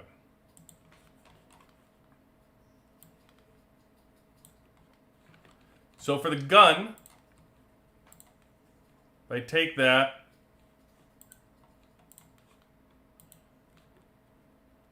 and you look at Sarah's gun now, right? So, from here. And you see all the extra that you leave on the table here. Look at all the extra that you leave out there if you don't do that. 8621 to 10,040. Right? 1149 to 1338. Instead of 27%, it's 29%. Instead of 13.5%, it's 14.5% for Boost Hero Tech. And this is just for the gun, but like you're leaving all of that out there that you're not taking advantage of, and you don't need any more prints to do it. You just need ore, and you're going to have to do it anyway to get to the next level. So I don't care what you're doing for your levels. If you're on a 1, if you just finished to upgrade a gear and your blueprints are out there, and you did a gun and you're at 1, then make sure you make it 1.4. Make sure you make it 2.4, 3.4, 4.4. Like, make sure you're upgrading all of this and taking advantage of it. Then you can move forward.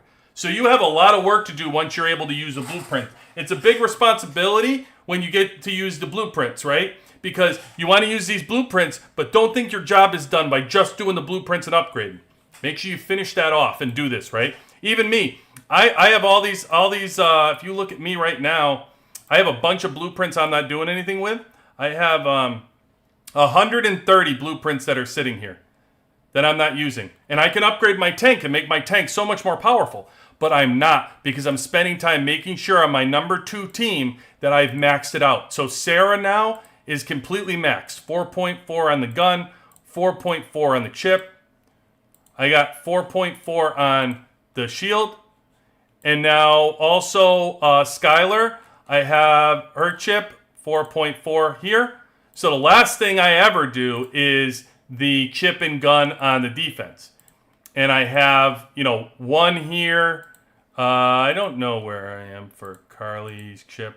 Did I start that? No, I didn't start that. So that's what I have left to do is Carly and now Lucius. And then once I finish them to 4.4, then I'll use my blueprints on tank. But until I finish them off, my job is not done. So take that for a tip and make sure you're moving forward doing that. Okay. I'll always take prints over base. Yes, advances. Take the prints over the base. And no problem.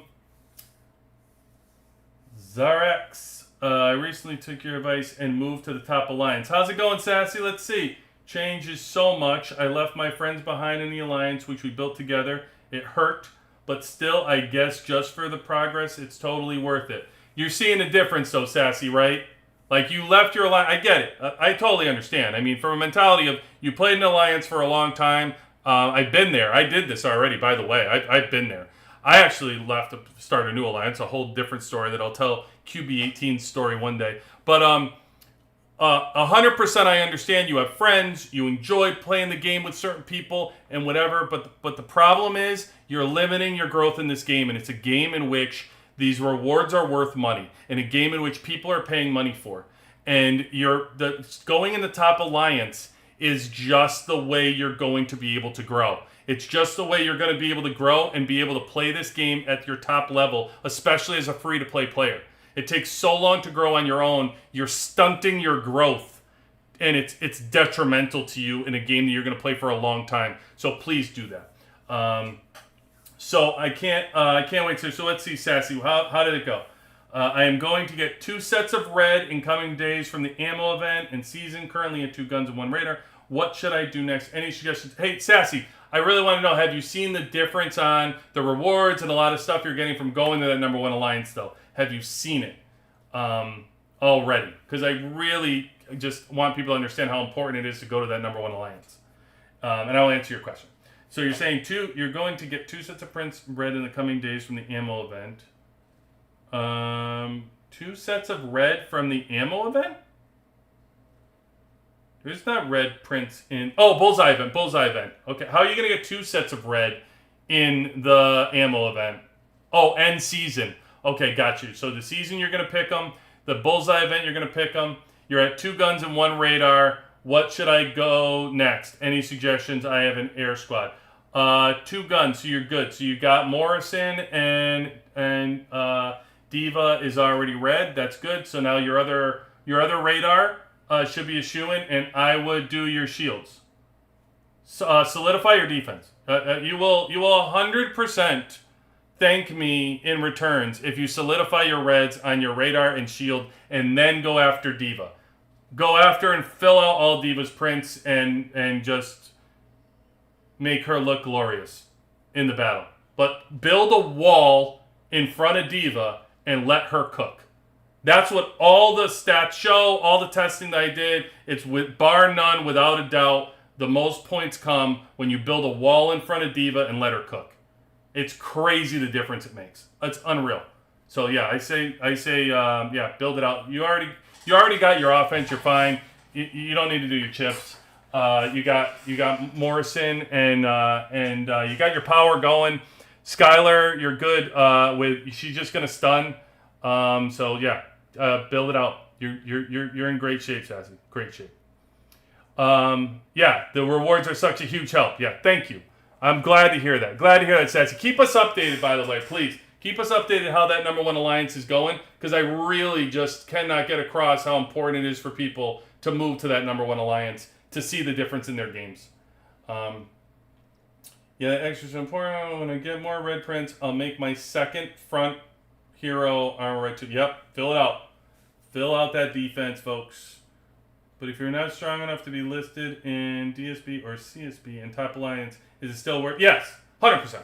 Yes. So here's the secret. Here's the secret about top alliances. Okay, you want to see our? Oh, I'm not in the top alliance anymore right now. I'm not in FSX anymore anyway. But I can assure you that the top people are not in the top alliance. That's not how it works. If you show up for Ward Day and you participate, and you take my tips on versus and be ready to push when they ask you to push, and you show up on versus day and push those numbers like you easily can, then yeah, the top alliance does not care about your power necessarily. You are an incredibly important piece of that alliance because you're active. Top alliances don't look a gift horse in the mouth. It's very difficult to keep 100 people active. Very difficult. So when you're active in war and you are doing that versus stuff, you'll be fine. So yes, it's 100% worth it because of all the rewards that you get from people and the whales and the special gifts and everything that comes from the number 1 alliance, including 3v3 and arena and all that great stuff. So yeah, keep it going. Any tips for troop training? Because every week I train up about 8,000 to 9,000 troops, and then I get down to 2K by end of versus Warzone duel. Okay, so if you're losing a lot of troops, so one of the things that you can do, look at your battle report and how to just a tip for fighting in general, right? So understand how the fight goes. Don't attack people as much. I know that sounds counterintuitive to what I'm saying to you all the time about fighting, but don't always attack people. When you attack people, you lose troops. All right? So if you're winning outright, that's great. But like a lot of times when you attack people, so watch when I attack somebody and won here. So I have victory and attack, right? But when you look at the statistics, this is a poor example. Why does it have neither one of us losing troops? I don't know. This is probably. You know what?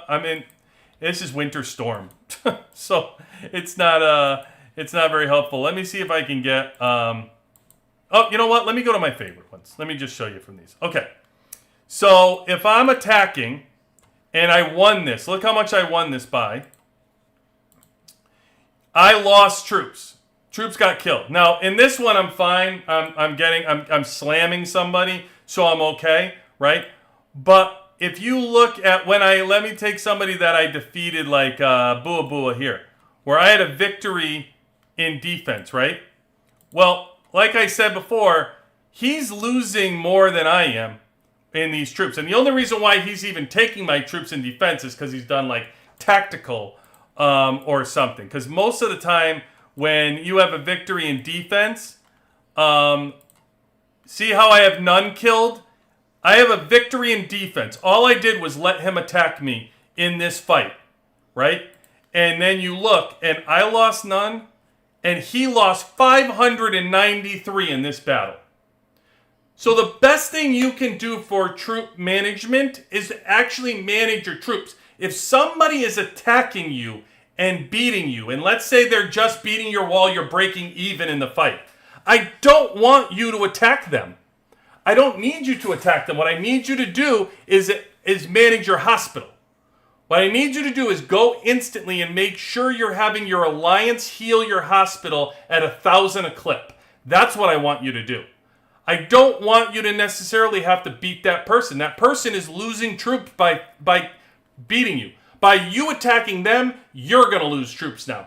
And the only way you're going to lose a crap ton of troops and just like absolutely kill them is if you don't manage your hospital and you go over and they go over the allotment of the hospital and it completely starts emptying your troops out of your drill grounds because you're not managing your hospital properly, or you're attacking somebody too much.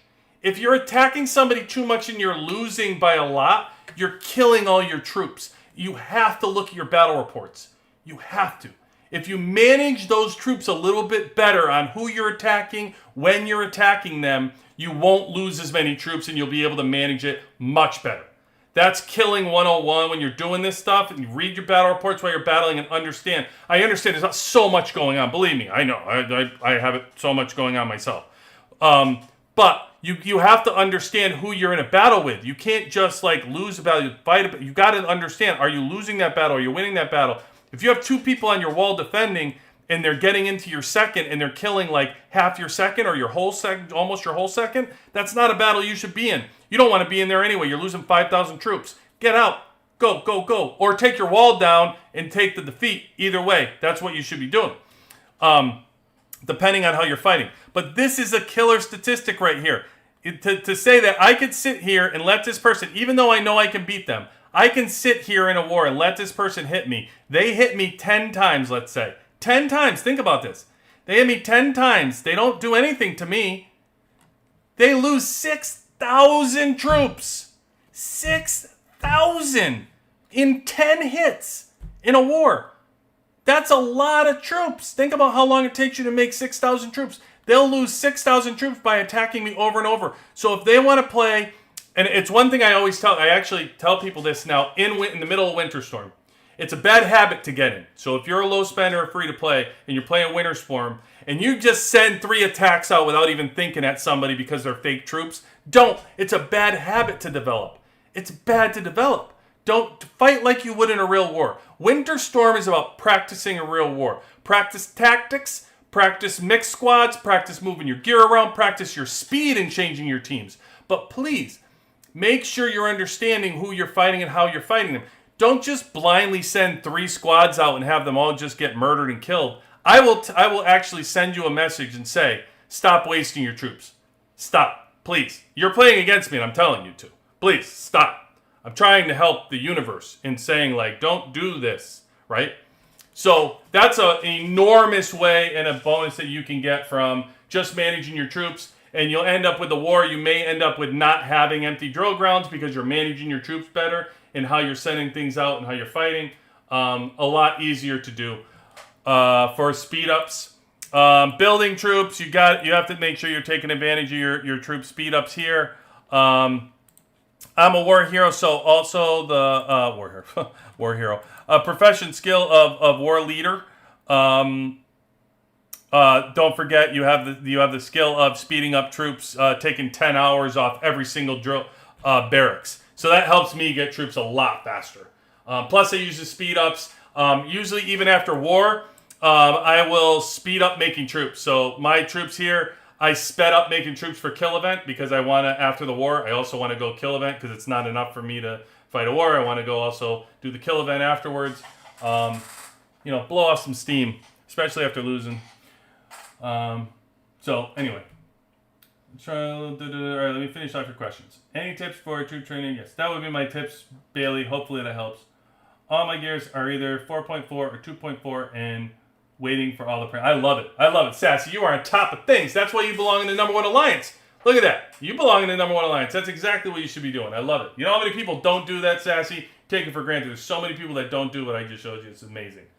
And for alliance stuff, I totally regret not doing it earlier. I bet. Yeah. It's okay. You did it now. Don't look back. Just keep pulling forward. Love it, Sassy. Good job. Good job for yourself. Big fan. Bare minimum spender, but here I don't think even stands to the penny. Taylor was done the 4-star. Taylor! Let me hear it for Taylor out there, everybody. One of the best investments in this game. If you have not done it, look into it. If you're looking for budgeting, Taylor is one of the best investments in the game. And the earlier you can do it, the better, because you get the return on your investment. But amazing job. Love it. So later in the game, they actually say that. But Bailey, every time I attack, I am usually fine. It's just when I get burned by... Well, listen. I cannot... there's nothing I can do to help you by getting burned by a whale. Normally, I'm getting burned by a whale. I'm in trouble as well. Even those reports I have for you for Bua Bua, the only reason I stuck out those fights, okay? I'm a complete fool for doing that. The only reason I did it because there was 1 minute left in Kill Event. There was 1 minute left in Kill Event, and even in that time, he was doing major damage. So, yeah, that's the only reason I have that report. If you run into a whale, run away in a kill event. If you're in a Warzone duel, just take your troops off your wall. There you go. That's all. Take your troops off your wall. You're fine.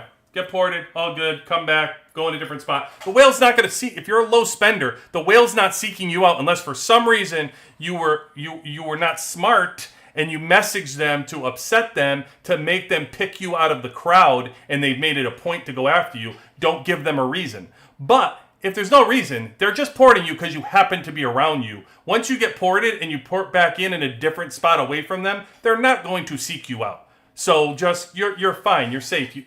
You take your medicine and then you move to a different spot and keep fighting. That's all. That's all about war. You're all good. I really wonder you started doing YouTube much earlier. What do you mean? Oh, you. I don't know what you mean.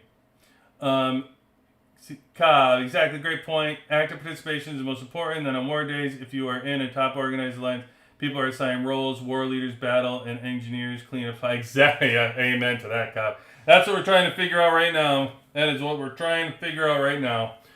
We're getting there. It's going to take time and patience. Again, I didn't move to this alliance. I didn't move to the server because it was going to be an easy assignment. It was just the best way in the long term I felt of a situation. So we'll play out the long term in this game.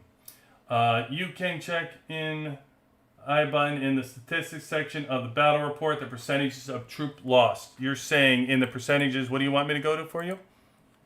Oops, let me go to... I keep going to the report and I have like so many buried in there it's pointless. What are you looking to go to?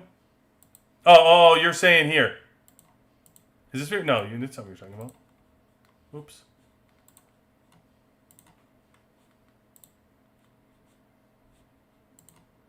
What are you saying?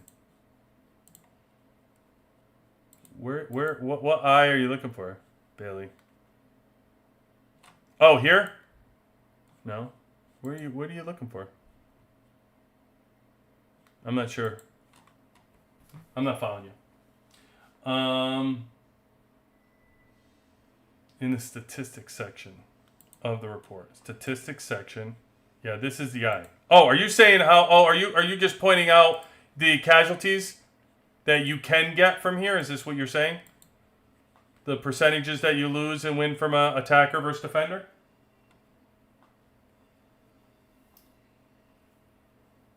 Thanks for the advice on Taylor. Yes, Taylor, amazing. Please get Taylor. Good to have you in, Deadpool. I baited this whale last week by messaging them, and they attacked my base garrison by our 3 whales. Oh, yeah. Bailey, be careful. Be careful poking a bear. Be careful. Yeah, Yeah, this is good for the statistics. Like I said, you want to have people attack you. You're going to win a lot more if it makes you feel good when you hit somebody, you attack them, and you win. But sometimes you're actually not winning the long battle. You have to understand that just because you may be burning them, you're losing more troops in it, and you wonder why they're letting you attack them. That's why, because you're losing more troops. So just be smart about that. So you are welcome, Deadpool. Good to have you in. And Bailey, be careful who you poke. Careful who you poke the whales. The whales won't always be around to save you, so be careful. Rank 6 in the pool. Danny, let me up 18-0 me last minute yesterday since he couldn't hit me off. Exactly. Yeah, it's the last minute. It's all good, right? Right, Danny? Like, no big deal. It's good to have the battle reports, and you can take a look and you can just clean the hospital out. No big deal. But if it's 5 minutes, it might be a different story. Let's be honest. It's a long time. That 1 minute is actually a long time to survive with a whale whacking you. But you can survive it. You can survive it for 60 seconds. Does a base effect skill like Wolf Spirit give you a boost in power for world-based damage? No, that skill, the Wolf skill, only lasts for like 60 seconds or so, or what is it even like 30 seconds? I don't remember how long that Wolf skill lasts. It's not very long though. So you can't even, you couldn't even time it to, maybe you could now that they decreased the time for it. Maybe you'd have to time that just right because it doesn't last very long.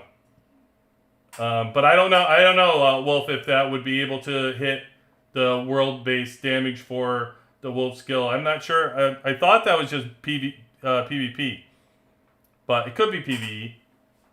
I don't know. Have to test that one out. Good luck even making it though. You have to launch it and then immediately go. They did decrease it at least, right? The world boss, like it used to take 30 seconds.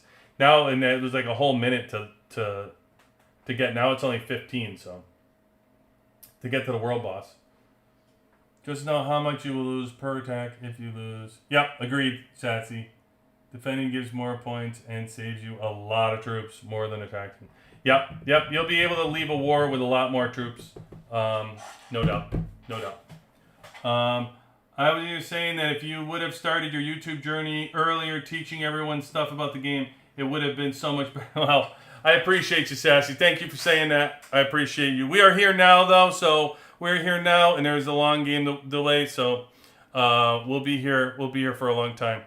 All right. With that, folks, I'm gonna let you go. Thank you very much for being here. Work on being here tomorrow night again. Got to get that T11 material. We'll go through that and talk about that tomorrow. Thank you for joining me. Hit me up on Discord again if you have any questions or you want to talk. Otherwise, appreciate you all so much. Thanks for joining. QB18 out.